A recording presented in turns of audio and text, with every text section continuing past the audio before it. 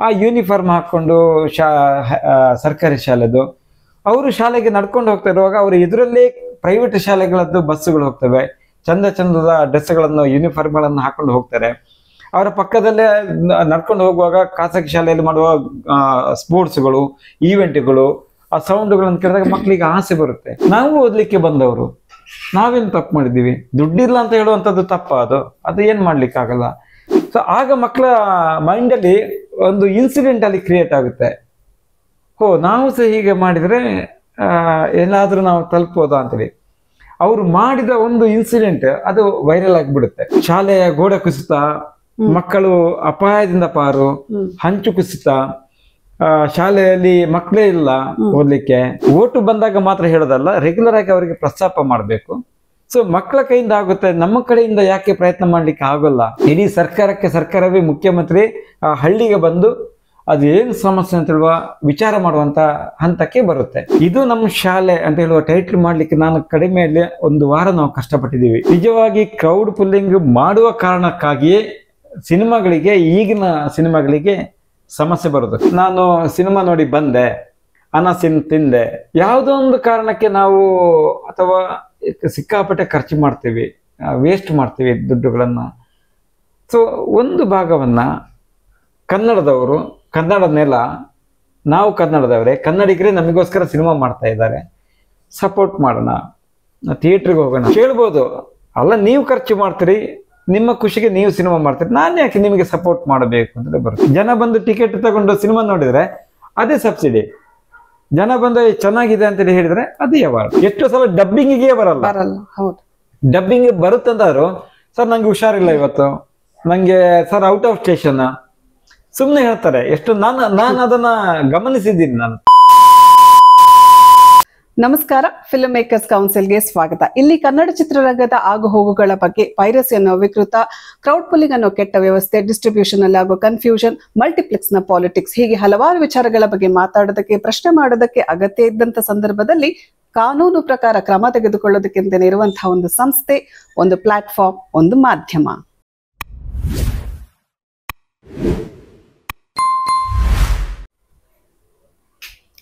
ಸಮಸ್ಯೆಗಳೇ ಇರಲಿ, ಸವಾಲುಗಳೇ ಇರಲಿ, ಪದೇ ಪದೇ ಮಾತಾಡ್ಬೇಕಾಗುತ್ತೆ, ಚರ್ಚೆನೂ ಮಾಡ್ಬೇಕಾಗತ್ತೆ. ಆಗ ಸಮಸ್ಯೆಗಳಿಗೆ ಸಮಾಧಾನನೂ ಸಿಗುತ್ತೆ, ಪರಿಹಾರನೂ ಸಿಗುತ್ತೆ. ಆದ್ರೆ ಈ ಶೋನಲ್ಲಿ, ಇದು ನನ್ನ ಲೆಟ್ಸ್ ಟಾಕ್ ಅಂತ ಈ ಶೋನಲ್ಲಿ ನಾನು ಪ್ರತಿ ಬಾರಿ ಈ ಲೈನ್ ಅನ್ನ ಹೇಳ್ತಾ ಇರ್ತೀನಿ. ಇದ್ರ ಜೊತೆಗೆ ಒಂದು ಹೊಸ ಲೈನ್ ಸೇರಿಸ್ಕೊಳ್ತಾ ಇದ್ದೇನೆ. ಬಿಕಾಸ್ ಹಲವಾರು ನಿರ್ದೇಶಕರು ನಮ್ಮನ್ನ ಅಪ್ರೋಚ್ ಮಾಡಿ ಹೇಳ್ತಾರೆ, ನಮ್ಮ ಸಿನಿಮಾದ ಬಗ್ಗೆ ಒಂಚೂರು ಡೀಟೇಲ್ ಆಗಿ ಮಾತಾಡಿ ಅಂತ ಹೇಳ್ಕೊಂಡು. ಪ್ರತಿ ವಾರ, ಈ ವಾರ ಕಾಕಾ ಜೊತೆ ಈ ವಾರದ ಸಿನಿಮಾ ಅನ್ನೋ ಒಂದು ಎಪಿಸೋಡ್, ಒಂದು ಶೋ ಅನ್ನ ಫಿಲ್ಮ್ ಮೇಕರ್ ಕೌನ್ಸಿಲ್ ವತಿಯಿಂದ ನಾವು ನೀಡ್ತಾ ಇದ್ದೀವಿ. ಅದರಲ್ಲಿ ಪ್ರತಿ ವಾರ ರಿಲೀಸ್ ಆಗೋ ಕನ್ನಡ ಸಿನಿಮಾದ ಜೊತೆಗೆ ಉಳಿದ ಸಿನಿಮಾಗಳ ಬಗ್ಗೆ ಮಾಹಿತಿನೂ ಕೊಡ್ತಾ ಇದ್ದೀವಿ. ಇದು ಫಿಲ್ಮ್ ಮೇಕರ್ ಕೌನ್ಸಿಲ್ ವತಿಯಿಂದ ಒಂದು ಸಿನಿಮಾ ಇಂಡಸ್ಟ್ರಿಗೆ ಒಂದು ಸಣ್ಣ ಸೇವೆ. ಸೊ ಇವತ್ತು ನಾನು ಲೆಟ್ಸ್ ಟಾಕ್ ನಲ್ಲಿ ನಿರ್ದೇಶಕರಾದಂಥ ಕೃಷ್ಣ ಬೆಳ್ತಂಗಡಿ ಅವ್ರ ಜೊತೆ ಮಾತಾಡ್ತಾ ಇದ್ದೀನಿ. ಇವರ ಸಿನಿಮಾ ಇದು ನಮ್ಮ ಶಾಲೆ ಇದೇ ನವೆಂಬರ್ 29ಕ್ಕೆ ರಿಲೀಸ್ ಆಗ್ತಾ ಇದೆ. ಕೃಷ್ಣ ಬೆಳ್ತಂಗಡಿ ಅವರು ಮೊದಲನೇದಾಗಿ ಅವರು ಜರ್ನಲಿಸ್ಟ್. ಇವರದ್ದು ಸುಮಾರು 20 ವರ್ಷಗಳ ಒಂದು ಸುದೀರ್ಘ ಪ್ರಯಾಣ. ಇವರು ವಿಜಯ ಕರ್ನಾಟಕದಲ್ಲಿ ಕೆಲಸ ಮಾಡ್ತಾ ಇದ್ರು. ರವಿ ಬೆಳಗೆರೆ ಅವರ ಕ್ರೈಮ್ ಡೈರಿನಲ್ಲಿ ರಿಪೋರ್ಟರ್ ಆಗಿ ಕೆಲಸ ಮಾಡ್ತಾ ಇದ್ರು. ಹಾಗೇನೆ ಇವರ ಬಯೋಸ್ಕೋಪ್ ಅನ್ನೋ ಒಂದು ಸಿನಿಮಾಗೆ ರಿಲೇಟೆಡ್ ಆಗುವಂತ ಒಂದು ಮ್ಯಾಗಝಿನ್ ಅನ್ನ ಮಾಡಿ, ಅದರ ಮೂಲಕ ಅಫಿಷಿಯಲ್ ಆಗಿ ಸಿನಿಮಾ ಜರ್ನಲಿಸ್ಟ್ ಆಗಿ ಸಿನಿಮಾ ಇಂಡಸ್ಟ್ರಿಗೆ ಎಂಟ್ರಿ ಆದ್ರು. ಅಲ್ಲಿಂದ ಶುರುವಾಯಿತು ಕನ್ನಡ ಸಿನಿಮಾ ರಂಗದ ಜೊತೆ ಇವರ ಪ್ರಯಾಣ. ಬಣ್ಣದ ಕೊಡೆ ಅನ್ನೋ ಸಿನಿಮಾದ ಮೂಲಕ ಇವರು ಕನ್ನಡ ಚಿತ್ರರಂಗಕ್ಕೆ ಪ್ರವೇಶ ಮಾಡಿದ್ರು. ಒಳ್ಳೆ ಸಿನಿಮಾ ಕೊಟ್ರು. ಅದಾದ ನಂತರ ಸ್ವಲ್ಪ ಗ್ಯಾಪ್ ತಗೊಂಡು ಇದು ನಮ್ಮ ಶಾಲೆ ಅಂತ ಹೇಳ್ಕೊಂಡು ನವೆಂಬರ್ 29ಕ್ಕೆ ನಿಮ್ಮನ್ನೆಲ್ಲರನ್ನ ರಂಜಿಸ್ಲಿಕ್ಕೆ ಬರ್ತಾ ಇದ್ದಾರೆ. ಸೊ ಅವರ ಜೊತೆ ಲೆಟ್ಸ್ ಟಾಕ್ ನಲ್ಲಿ ಒಂದಷ್ಟು ವಿಚಾರಗಳ ಬಗ್ಗೆ, ಸಿನಿಮಾದ ಬಗ್ಗೆ ಮಾತಾಡಬೇಕು. So I welcome you all to my show. ಹಾಗೇನೆ ಅವರನ್ನು ಕೂಡ ವೆಲ್ಕಮ್ ಮಾಡೋಣ. ಸರ್ ನಮಸ್ತೆ, ಹೇಗಿದ್ದೀರಿ? ನಮಸ್ತೆ, ನಿಮಗೂ ನಮಸ್ತೆ. ಫಿಲ್ಮ್ ಮೇಕರ್ ಕೌನ್ಸಿಲಿಗೆ ಕೂಡ ನನ್ನ ಧನ್ಯವಾದಗಳು, ಹಾಗೂ ಎಲ್ಲ ವೀಕ್ಷಕರಿಗೂ ಕೂಡ ನಮಸ್ತೆ. ಸರ್ ತುಂಬಾ ಸಮಯದ ನಂತರ ಬಣ್ಣದ ಕೊಡೆಯ ನಂತರ ಒಂದು ದೊಡ್ಡ ಗ್ಯಾಪ್ ಆಗಿ ಮತ್ತೆ ಒಂದು ಸೆಕೆಂಡ್ ರಿಲೀಸ್ ನಮ್ಮ ಶಾಲೆ ಅನ್ನೋ ಸಿನಿಮಾದ ಮೂಲಕ ಬರ್ತಾ ಇದ್ದೀರಾ. ಸೊ ಅಲ್ಲಿ ಒಂದು ಗ್ಯಾಪ್ ಹೇಗಿತ್ತು, ಅದಾದ ನಂತರ ಇವಾಗ ಈ ಒಂದು ಎರಾದಲ್ಲಿ ನೀವು ಏನು ರಿಲೀಸ್ ಮಾಡ್ತಾ ಇದ್ದೀರಾ, ಸೊ ಹೇಳಿ ಸರ್ ನಿಮ್ಮ ಸಿನಿಮಾ ಬಗ್ಗೆ. ಬಣ್ಣದ ಕೊಡೆ ನನ್ನ ಫಸ್ಟ್ ಸಿನಿಮಾ. ಅಂದ್ರೆ ಒಂದು ಮಿಡ್ಲ್ ಕ್ಲಾಸ್ ಫ್ಯಾಮಿಲಿಯ ಕತೆ ಅದು. ನಾನು ಸಿನಿಮಾ ಪತ್ರಕರ್ತನಾಗಿದ್ದಾಗ ಒಂದು ಕಥೆಯನ್ನ ರೆಡಿ ಮಾಡ್ಕೊಂಡಿದ್ದೆ. ಅಂದ್ರೆ ತುಂಬಾ ಸಿನಿಮಾಗಳನ್ನ ನೋಡ್ತಾ ಇದ್ದೆ, ಸಿನಿಮಾಗಳನ್ನ ಪ್ರೆಸ್ ಮೀಟ್ಗಳಿಗೆ ಹೋಗ್ತಾ ಇದ್ದೆ. ಸೊ ಬೇಸಿಕಲಿ ರೈಟರ್ ಆದ ಕಾರಣ ನನ್ನ ಮೈಂಡಲ್ಲಿ ಏನೋ ಒಂದು ಥಾಟ್ ಬಂತು, ಅದನ್ನ ಬರೆದಿಟ್ಟಿದ್ದೆ. ಒಂದಷ್ಟು ಮಂದಿ ಹತ್ರ ಹೇಳ್ತಾ ಇದ್ದೆ ಆ ಕಥೆಯನ್ನ. ಯಾರಾದ್ರೂ ಸಿನಿಮಾ ಮಾಡೋರಿದ್ರೆ ಆ ಕಥೆಯನ್ನ ಕೊಟ್ಟು ಬಿಡೋಣ, ನಮಗೆ ಆ ಸಿನಿಮಾ ಡೈರೆಕ್ಷನ್ ಅನುಭವ ಇಲ್ಲದಿದ್ದ ಕಾರಣ ಕೊಟ್ಟು ಬಿಡೋಣ ಅಂತ ಪ್ಲಾನ್ ಮಾಡಿದ್ದೆ. ಸ್ನೇಹಿತರು ಸಿಕ್ಕಿದ್ರು, ಇಲ್ಲ ನಾವೇ ಮಾಡೋಣ ಅಂತ ಹೇಳ್ಕೊಂಡು, ಸೊ ಅದಕ್ಕೆ ತರಬೇತಿಯನ್ನ ಡೈರೆಕ್ಷನ್ ಕೋರ್ಸ್ ಮಾಡ್ಕೊಂಡು ಆ ಸಿನಿಮಾ ನೇರವಾಗಿ ಸಿನಿಮಾ ಡೈರೆಕ್ಷನ್ ಹಿಡಿದೆ. ಅದಕ್ಕೆ ಅತ್ಯುತ್ತಮ ಬಾಲನಟಿ ರಾಜ್ಯ ಪ್ರಶಸ್ತಿನೂ ಬಂತು. ಬೇಬಿ ಸುಹಾಸಿನಿ ಅಂತ ಒಂದು 6 ವರ್ಷದ ಹೆಣ್ಣು ಮಗು ಆಕ್ಟ್ ಮಾಡಿದ್ದು. ಅವಳಿಗೆ ಫಸ್ಟ್ ಸಿನಿಮಾ. ಆ ಸಿನಿಮಾದಲ್ಲಿ ಅವಳಿಗೆ ಅತ್ಯುತ್ತಮ ಬಾಲನಟಿ ರಾಜ್ಯ ಪ್ರಶಸ್ತಿನೇ ಬಂತು. ಅದಾದ ನಂತರ ನಾನು ಸಿನಿಮಾ ಮಾಡಬೇಕು ಅಂತೇಳಿ ಪ್ರಯತ್ನ ಮಾಡ್ತಾ ಇದ್ದೆ. ನಂಗೆ ಒಳ್ಳೆ ಆಫರ್ ಬಂತು ಜಿ ಕನ್ನಡದಿಂದ. ಅಲ್ಲಿ ಭಾರತಿ ಮತ್ತು ಮೇಘಮಯೂರಿ ಅಂತ 2 ಸೀರಿಯಲ್ಗಳಿಗೆ ನಾನು ಕತೆ, ಚಿತ್ರಕಥೆ, ಸಂಭಾಷಣೆಯನ್ನು ಬರಿತಾ ಇದ್ದೆ. ಸೊ ಅದಕ್ಕೆ ಅದರಲ್ಲಿ ಭಾರತಿ ಅಂತ ಹೇಳುವ ಸೀರಿಯಲ್ಗೆ ಅತ್ಯುತ್ತಮ ಧಾರಾವಾಹಿ ಪ್ರಶಸ್ತಿ ಬಂತು. ಸೊ ಅದಾದ್ಮೇಲೆ ನಾನು ಇನ್ನೊಂದು ಚಾನಲ್ಗೆ, ಪ್ರೈವೇಟ್ ಚಾನಲ್ಗೆ, ಸುವರ್ಣಕ್ಕೆ ಕೂಡ ರೈಟರ್ ಆಗಿ ಹೋಗಿದ್ದೆ. ಸೊ ಹೀಗೆ ಧಾರಾವಾಹಿಗಳು ಜೊತೆಯಲ್ಲಿ ನನ್ನ ಈ ಫಸ್ಟ್ ಸಿನಿಮಾ ಮಾಡಿದ ಅನುಭವ ಇದ್ದ ಕಾರಣ ಒಂದಷ್ಟು ಸಾಕ್ಷ್ಯ ಚಿತ್ರಗಳನ್ನ ಮಾಡಲಿಕ್ಕೆ ಆಫರ್ ಬಂತು NGOಗಳಿಂದ. ಸೊ ಆ ಗ್ಯಾಪ್ ಅಲ್ಲಿ ಜಾಹೀರಾತು ಚಿತ್ರಗಳನ್ನು ಮಾಡಿದೆ. ಒಂದು 60ರಿಂದ 70 ಜಾಹೀರಾತು ಚಿತ್ರಗಳನ್ನ ನಿರ್ದೇಶನ ಮಾಡಿದೆ. ಅಂದ್ರೆ ನಾನು ಇಂಡಿವಿಜುವಲ್ ಆಗಿ ಮಾಡಿದ್ದಲ್ಲ, ಜಾಹೀರಾತು ಏಜೆನ್ಸಿಗಳಿಗೆ ನಾನು ಇನ್ ಹೌಸ್ ಡೈರೆಕ್ಟರ್ ಆಗಿ ನಾನು ವರ್ಕ್ ಮಾಡ್ತಾ ಇದ್ದೆ. ಸೊ ಅದಾದ್ಮೇಲೆ ತುಂಬಾ ಸ್ವಲ್ಪ ಗ್ಯಾಪ್ ಆಯಿತು. ಕಥೆಗಳನ್ನ ರೆಡಿ ಮಾಡ್ತಾ ಇದ್ದೆ. ಜೀವನಕ್ಕಾಗಿ ಸಾಕ್ಷ್ಯ ಚಿತ್ರಗಳು, ಜಾಹೀರಾತು ಚಿತ್ರಗಳು ನಡೀತಾ ಇತ್ತು. ಸೊ ಮಂಗಳೂರಿದ್ದೊಂದು ಕಥೆಯನ್ನು ಹಿಡ್ಕೊಂಡು ಆ ಟೈಮಲ್ಲಿ ಸ್ಕ್ರಿಪ್ಟ್ ಮಾಡಿಟ್ಟಿದ್ದೆ. ಅದೊಂದು ಮಂಗಳೂರಿನೊಬ್ಬ ದರೋಡೆಕೋರನ ಒಂದು ಕಥೆ ಇತ್ತು. ಆಕ್ಚುಲಿ ರಿಯಲ್ ಸ್ಟೋರಿನ ಬೇಸ್ಡ್ ಆನ್ ರಿಯಲ್ ಇನ್ಸಿಡೆಂಟ್. ಅಂದ್ರೆ 100% ನಂಗೆ ರಿಯಲ್ ಸ್ಟೋರಿಗೆ ಕಂಟೆಂಟ್ ಅಷ್ಟು ಸಿಕ್ಕಿಲ್ಲ. ನಂಗೆ ಒಂದು ಸಿಕ್ಕಿದ್ದು ನಂಗೆ 50 to 60%. ಸೊ ಅದ್ರಲ್ಲಿ ಎಷ್ಟು ಸರಿ ಎಷ್ಟು ಸತ್ಯ ಇತ್ತು ಅಂತ ಹೇಳುವಂಥದ್ದು ಗೊತ್ತಿರಲಿಲ್ಲ. ಹಾಗಾಗಿ ಬೇಸ್ಡ್ ಆನ್ ರಿಯಲ್ ಇನ್ಸಿಡೆಂಟ್ ಅನ್ನು ಇಟ್ಕೊಂಡು ನಾನು ರಿಪ್ಪರ್ ಅಂತ ಹೇಳುವ ಒಂದು ಸಿನಿಮಾವನ್ನ ಮಾಡಿದೆ. ಅದು ಕೂಡ ಸೆನ್ಸರ್ ಆಗಿದೆ. ಅದು ಇನ್ನೀಗ ಥಿಯೇಟರ್ಗೆ ರಿಲೀಸ್ ಮಾಡೋದಾ ಅಥವಾ ಈಗಿನ ಕಾಲಘಟ್ಟ ನೋಡ್ಕೊಂಡು OTTಗೆ ಡೈರೆಕ್ಟ್ ರಿಲೀಸ್ ಮಾಡೋದಾ ಅಂತೇಳಿ ಯೋಚನೆ ಮಾಡ್ತಾ ಇದ್ದೀನಿ. ಅದು ಸೆನ್ಸರ್ ಆಗಿ ಇನ್ನೇನು ಅದನ್ನ ಪ್ರಮೋಟ್ ಮಾಡ್ಬೇಕು ಅಂತ ಹೇಳಿದಾಗ ಇನ್ನೊಂದು ಆಫರ್ ಬಂತು. ನಮ್ಮ ಫೇಸ್ಬುಕ್ ಸಾಮಾಜಿಕ ಜಾಲತಾಣದೊಬ್ಬರು ಸ್ನೇಹಿತರು ನನ್ನ ಆಕ್ಟಿವಿಟೀಸ್ ಅನ್ನು ನೋಡಿ ಒಂದು ಫೋನ್ ಮಾಡಿದ್ರು. ಕೃಷ್ಣ, ಒಂದು ಪ್ರಾಜೆಕ್ಟ್ ಬಗ್ಗೆ ಮಾತಾಡಬೇಕು ಅಂತೇಳಿ ಅವ್ರದ್ದು ಫೋನ್ ಬಂದಿರೋದು. ಆಯ್ತು ಸರ್, ಸಿಗೋಣ ಅಂತೇಳಿ ಆಯ್ತು. ಸೊ ಆವಾಗ ಕತೆ ಇರಲಿಲ್ಲ ನನ್ನ ಹತ್ರ. ಸೊ ಡಿಸ್ಕಷನ್ ಆಯ್ತು. ಫಸ್ಟ್ ಸಿಟ್ಟಿಂಗ್ ಅಲ್ಲೇ ನಂಗೆ ಅಡ್ವಾನ್ಸ್ ಮಾಡಿಬಿಟ್ರು ಅವರು, ಸಿನಿಮಾ ಮಾಡಿ ಅಂತ ಹೇಳ್ಕೊಂಡು ಅಡ್ವಾನ್ಸ್ ಮಾಡಿ. ಅಲ್ಲಿಂದ ಇಮಿಡಿಯೇಟ್ ಆಗಿ ನಾನು ಸ್ಕ್ರಿಪ್ಟಿಗೆ ಕೂತು ನಾನು ಅದನ್ನ ಕಂಪ್ಲೀಟ್ ಏನು ಆ ಕತೆ ಹೇಗೆ ಸಾಗುತ್ತೆ ಅಂತ ಹೇಳುವಂಥದ್ದು ನರೇಶನ್ ಕೊಡ್ತಾ ಇದ್ದೆ. ಅವರದ್ದೇ 2 ಹೆಣ್ಣು ಮಕ್ಕಳು, ಪುಣ್ಯ ಮತ್ತು ಪೂಜ್ಯ ಅಂತ. ಸೊ ಅವರು ಲೀಡ್ ಅಲ್ಲಿ ಮಾಡಬೇಕು ಅಂತೇಳಿ ಆ ಸಬ್ಜೆಕ್ಟ್ ಅನ್ನು ರೆಡಿ ಮಾಡಿದೆ. ಇದು ನಮ್ಮ ಶಾಲೆ ಅಂತೇಳಿ.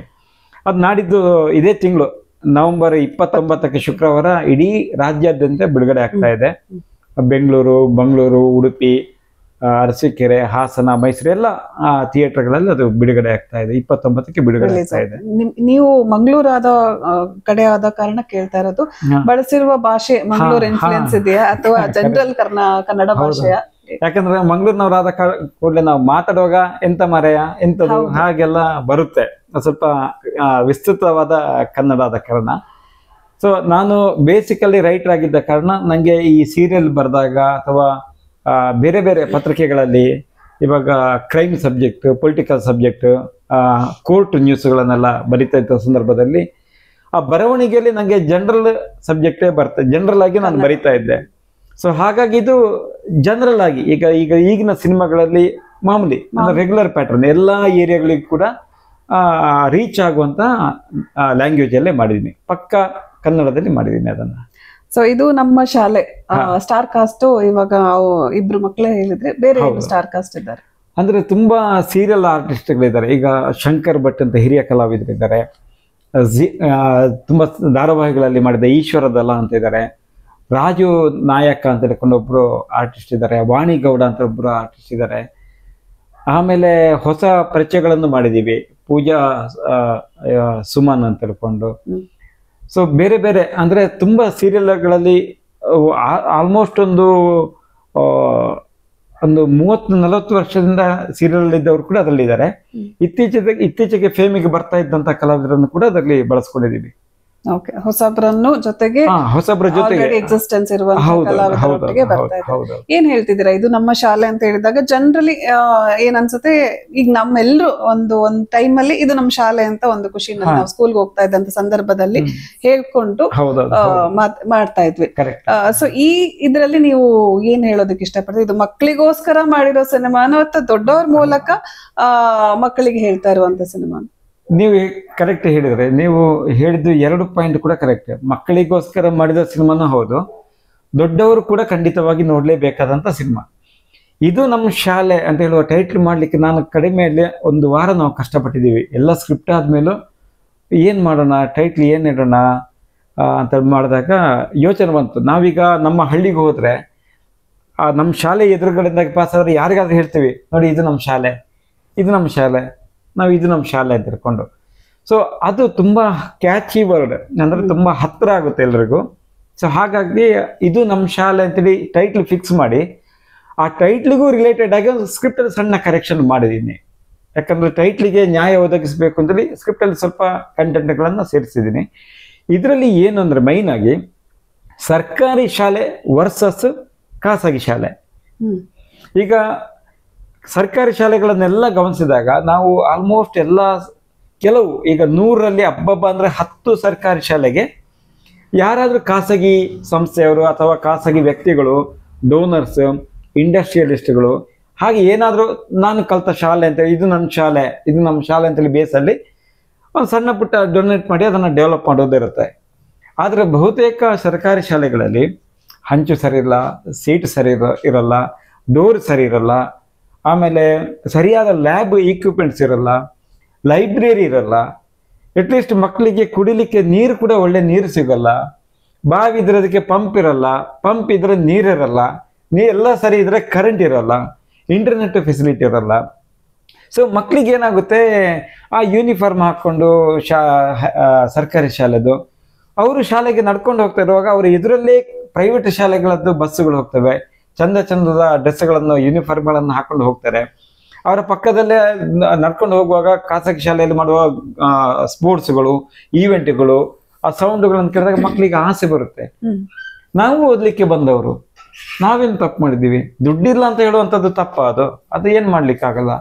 ಬಟ್ ನಮಗೂ ಓದ್ಬೇಕು ಅಂತ ಆಸೆ ಇರುತ್ತೆ. ಸೊ ಆ ಮಕ್ಕಳಿಗೆ ಒಂದ್ಸಲ ಪ್ರೈವೇಟ್ ಶಾಲೆಗೆ ಹೋಗಿ ಸೇರಬೇಕು ಅಂತ ಆಗುತ್ತೆ, ಬಟ್ ಅದಕ್ಕೆ ಫೈನಾನ್ಷಿಯಲಿ ಸಪೋರ್ಟ್ ಇರಲ್ಲ. ಸೊ ಆಗ ಮಕ್ಕಳ ಮೈಂಡಲ್ಲಿ ಒಂದು ಇನ್ಸಿಡೆಂಟ್ ಅಲ್ಲಿ ಕ್ರಿಯೇಟ್ ಆಗುತ್ತೆ. ನಾವು ಸಹ ಹೀಗೆ ಮಾಡಿದರೆ ಎಲ್ಲಾದ್ರೂ ನಾವು ತಲುಪೋದಾ ಅಂತೇಳಿ. ಅವರು ಮಾಡಿದ ಒಂದು ಇನ್ಸಿಡೆಂಟ್ ಅದು ವೈರಲ್ ಆಗಿಬಿಡುತ್ತೆ. ಇಡೀ ಸರ್ಕಾರವೇ ಮುಖ್ಯಮಂತ್ರಿ ಆ ಹಳ್ಳಿಗೆ ಬಂದು ಅದು ಏನು ಸಮಸ್ಯೆ ಅಂತ ಹೇಳುವ ವಿಚಾರ ಮಾಡುವಂತ ಹಂತಕ್ಕೆ ಬರುತ್ತೆ. ಸೊ ಅದರಲ್ಲಿ ಹೇಗೆ ಮಕ್ಕಳು ಸಕ್ಸಸ್ ಆಗ್ತಾರೆ ಅಂತ ಹೇಳುವಂಥದ್ದು ಇಡೀ ಸಿನಿಮಾದ ಕತೆ. ಸೊ ಇದು ರಿಯಲ್ ಸ್ಟೋರಿ ಏನಾದ್ರು ಇನ್ಸ್ಪೈರ್ಡ್ ಅಥವಾ ಇಲ್ಲ, ಅದು ಕಲ್ಪನೆ ಮಾಡಿದ್ದು, ಆದ್ರೆ ರಿಯಲ್ ಆಗಿ ಇರುವಂತಹ ಸಬ್ಜೆಕ್ಟ್ ಅದು.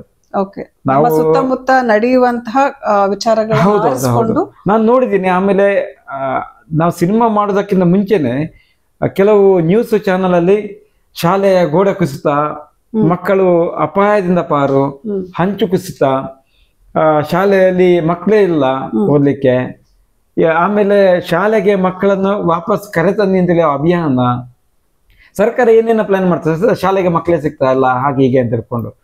ಸೊ ಯಾಕೆ ಇದು ಹೀಗೆ ಆಗ್ತದೆ ಅಂತ ಹೇಳ್ಕೊಂಡು, ಯಾಕಂದ್ರೆ ನಾನು ಕೂಡ ಕಾಲೇಜ್ PUC ತನಕ ಕಲ್ತದ್ದು ಗೌರ್ಮೆಂಟ್ ಶಾಲೆಯಲ್ಲಿ ಕಲ್ತಿರೋದು. ಇವಾಗ 1ನೇ ತರಗತಿಯಿಂದ PUC ತನಕ ಹೋದದ್ದೇ ಗೌರ್ಮೆಂಟ್ ಎಜುಕೇಶನ್ ಅಲ್ಲಿ ಮಾಡಿದ್ದು ನಾನು. ಸೊ ಹಾಗಾಗಿ ಅಲ್ಲಿಯ ವಾಸ್ತವ ನನಗೆ ಹತ್ರ ಅರಿವಿದೆ. ಆಮೇಲೆ ಬೇಸಿಕಲಿ ನಾವು ರೈಟರ್ ಆಗಿ ನಾವು ಟ್ರಾವೆಲ್ ಮಾಡ್ತಾ ಇರುವಾಗ ನಮಗೆ ಕಣ್ಣಿಗೆ ಕಾಣಿಸುತ್ತೆ. ಈಗ ನಾವು ಒಂದೇ ಕಡೆ ವರ್ಕ್ ಮಾಡೋರಾದ್ರೆ ನಮಗೆ ಅದು ಗೊತ್ತಾಗಲ್ಲ, ಅಲ್ಲಿ ಎಫೆಕ್ಟ್ ನ್ಯೂಸ್ ನೋಡಿಯೇ ಗೊತ್ತಾಗಬೇಕು. ಬಹುತೇಕವಾಗಿ ನಾವು ಹಳ್ಳಿಗಳಿಗೆ ಹೋಗ್ತೀವಿ, ಡಾಕ್ಯುಮೆಂಟ್ರಿಗೆ ಹೋಗ್ತೀವಿ, ಆಡ್ ಶೂಟಿಗೆ ಹೋಗಿರ್ತೀವಿ, ಅಥವಾ ನಮ್ಮ ಊರು ವಿಲೇಜ್ ಅಲ್ಲಿ ಇರೋದು, ತಾಲೂಕು ಸೆಂಟ್ರಲ್ಲೇ ಇರೋದು, ಅಲ್ಲಿಗೆ ಹೋಗ್ತೀನಿ, ಅಥವಾ ನಮ್ಮ ಜೊತೆ ವರ್ಕ್ ಮಾಡುವಂಥವರ ಮಕ್ಕಳು. ಸೊ ಹೀಗೆ ನಾವು ಮಾತಾಡ್ತಿದ್ದಾಗ ಕಾನ್ಸೆಪ್ಟ್ ಏನ ಪಟ್ ಅಂತ ನನ್ನ ತಲೆಯಲ್ಲಿ ಬಂತು. ಪ್ರೊಡ್ಯೂಸರ್ ಹತ್ರ ಮಾತಾಡಿದೆ, ಸರ್ ಈ ಕಾನ್ಸೆಪ್ಟ್ ಅನ್ನ ನಾವು ಡೆವಲಪ್ ಮಾಡಿ ಸರ್ಕಾರದ ಕಣ್ಣು ತೆರೆಸ್ಬೇಕು ಒಂದು. ಆಮೇಲೆ ಪೋಷಕರು ಕೂಡ ಜನಪ್ರತಿನಿಧಿಗಳ ಹತ್ರ ಸರ್ಕಾರವನ್ನ ಓಟು ಬಂದಾಗ ಮಾತ್ರ ಹೇಳೋದಲ್ಲ, ರೆಗ್ಯುಲರ್ ಆಗಿ ಅವರಿಗೆ ಪ್ರಸ್ತಾಪ ಮಾಡಬೇಕು. ಸೊ ಮಕ್ಕಳ ಕೈಯಿಂದ ಆಗುತ್ತೆ, ನಮ್ಮ ಕಡೆಯಿಂದ ಯಾಕೆ ಪ್ರಯತ್ನ ಮಾಡ್ಲಿಕ್ಕೆ ಆಗೋಲ್ಲ ಅಂತ ಹೇಳುವಂತ ವಿಚಾರ ಪೋಷಕರ ಮನಸ್ಸಲ್ಲೂ ಬರಬೇಕು. ಹಾಗಾಗಿ ಪೋಷಕರು ನೋಡ್ಬೇಕು. ಆಮೇಲೆ ಮಕ್ಕಳು ಯಾಕೆ ನೋಡ್ಬೇಕಂದ್ರೆ ಅದನ್ನು ನೋಡಿ ಅವರಾದ್ರೂ ಮೋಟಿವೇಟ್ ಆಗಿ ಅವರ ಶಾಲೆಯಲ್ಲಿ ಏನ್ ಸಮಸ್ಯೆ ಇದೆ ಅದನ್ನ ಲೋಕಲ್ ಆಗಿ ಮಾತಾಡುವಂತ ಧೈರ್ಯ ಮಾಡಬೇಕು, ಮುಂದೆ ಸಾಗ್ಬೇಕು. ಆ ಮೂಲಕ ಸರ್ಕಾರದ ಗಮನ ಅವರ ಶಾಲೆಗೂ ಕೂಡ ಅವ್ರು ತರಿಸ್ಕೊಳ್ಬೇಕು. ಪ್ರಯತ್ನ ಮಾಡದಿದ್ರೆ ಯಾವ್ದು ಆಗೋದಿಲ್ಲ, ಪ್ರಯತ್ನ ಮಾಡ್ಲಿಕ್ಕೆ ಮುಂದಾಗ್ಬೇಕು, ಅದನ್ನು ಮೋಟಿವೇಟ್ ಆಗ್ಬೇಕು ಅಂತ ಹೇಳುವಂತ ಕಾನ್ಸೆಪ್ಟ್ ಇದು. ಇತ್ತೀಚಿನ ದಿನಗಳಲ್ಲಿ ಇವಾಗ ಕನ್ನಡ ಸಿನಿಮಾ ಇಂಡಸ್ಟ್ರಿದು ಒಂದು ಪರಿಸ್ಥಿತಿ ಚೆನ್ನಾಗಿದೆ, ಬಟ್ ಅದ್ರ ಬಗ್ಗೆ ಮಾತಾಡ್ತಿರುವ ವಿಚಾರಗಳಿರ್ಬಹುದು ಅಥವಾ ಬೆಳವಣಿಗೆಗಳಿರ್ಬಹುದು, ಥಿಯೇಟರ್ಗೆ ಜನಗಳ ಆಗಮನ ಆಗ್ತಾ ಇಲ್ಲ. ಅಥವಾ ನಾವು ಫಿಲ್ಮ್ ಮೇಕರ್ ಕೌನ್ಸಿಲ್ ಅಲ್ಲಿ ನಾವು ಏನ್ ಹೇಳ್ತೀವಿ ಅಂತ ಹೇಳಿದ್ರೆ, ಜನರಿಗೇನೆ ಸಿನಿಮಾ ರೀಚ್ ಆಗೋದ್ರಲ್ಲಿ ಫೇಲಿಯರ್ ಆಗ್ತಾ ಇದೆ ಅಂತ ಹೇಳ್ಕೊಂಡು. ಸೊ ಒಂದು ಸಿನಿಮಾ ರಿಲೀಸ್ ಆಗ್ಬೇಕು ಅಂತ ಹೇಳಿದ್ರೆ ರೀಚ್ ಆಗೋದು ಬಹಳ ಇಂಪಾರ್ಟೆಂಟ್.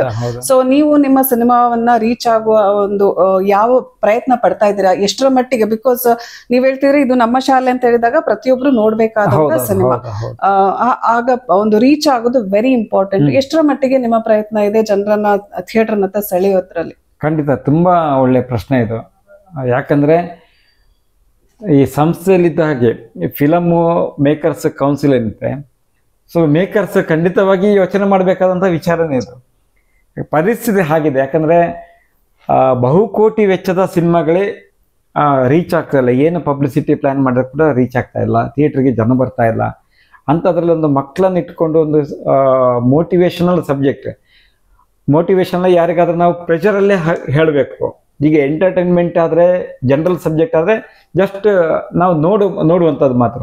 ಇದು ಮೋಟಿವೇಟ್ ಮಾಡಬೇಕು, ಮೆಸೇಜ್ ಓರಿಯೆಂಟೆಡ್ ಆದರೆ ನಾವು ಏನು ಬೋರ್ವೆಲ್ಲಿಂದ ನೀರು ತೆಗಿಬೇಕಾದ್ರೆ ಹೇಗೆ ಕೊರಿಬೇಕು, ಹಾಗೆ ಒಂದು ಕಾನ್ಸೆಪ್ಟನ್ನು ಅವರ ಮನಸ್ಸಲ್ಲಿರುವಂಥದ್ದನ್ನು ತೆಗಿಬೇಕಾದ್ರೆ ಹಾಗೆ ನಾವು ಆಳಕ್ಕೆ ಹೋಗ್ಬೇಕು. ತಲುಪಬೇಕಾದ್ರೆ ತುಂಬ ಶ್ರಮ ಬೇಕು, ತುಂಬ ಕಷ್ಟಪಡಬೇಕು. ನಾವು ಮೈನ್ ಆಗಿ ಆ್ಯಸ್ ಎ ಜರ್ನಲಿಸ್ಟ್ ಆದ ಕಾರಣ ನಾವು ಕೂಡ ಒಂದಷ್ಟು ಸ್ನೇಹಿತರ ವರ್ಗಕ್ಕೆ ಗೈಡೆನ್ಸ್ ಕೊಡೋ ಕಾರಣ ಸಾಮಾಜಿಕ ಜಾಲತಾಣ ಏನಿದೆ ಅದನ್ನು ಸರಿಯಾಗಿ ಯುಟಿಲೈಸ್ ಮಾಡ್ಕೊಳ್ಳಿ. ಎಲ್ಲಿ ಎಲ್ಲ ರೀಚ್ ಆಗ್ಲಿಕ್ಕೆ ಆಗುತ್ತೆ, ಯಾವ್ದು ಮೆಥಡ್ ಇದೆ ನಮ್ಮ ಹತ್ರ ಜನರನ್ನ ತಲುಪಲಿಕ್ಕೆ. ಫೇಸ್ಬುಕ್ ಇರ್ಬೋದು, ವಾಟ್ಸಪ್ ಇರ್ಬೋದು, ಇನ್ಸ್ಟಾಗ್ರಾಮ್ ಇರ್ಬೋದು, ಯೂಟ್ಯೂಬ್ ಇರ್ಬೋದು, ಅಥವಾ ಈ ಥರ ಸಂದರ್ಭ ಬಂದಾಗ ಅದನ್ನು ಬಳಸ್ಕೊಳ್ಳುವಂಥದ್ದು. ಆಮೇಲೆ ಇನ್ನೊಂದು ಒಳ್ಳೆ ಪಾಯಿಂಟ್ ಹೇಳಿರಿ, ಕ್ರೌಡ್ ಪುಲ್ಲಿಂಗ್ ಇದಕ್ಕೆ ಹೇಳಿರಿ.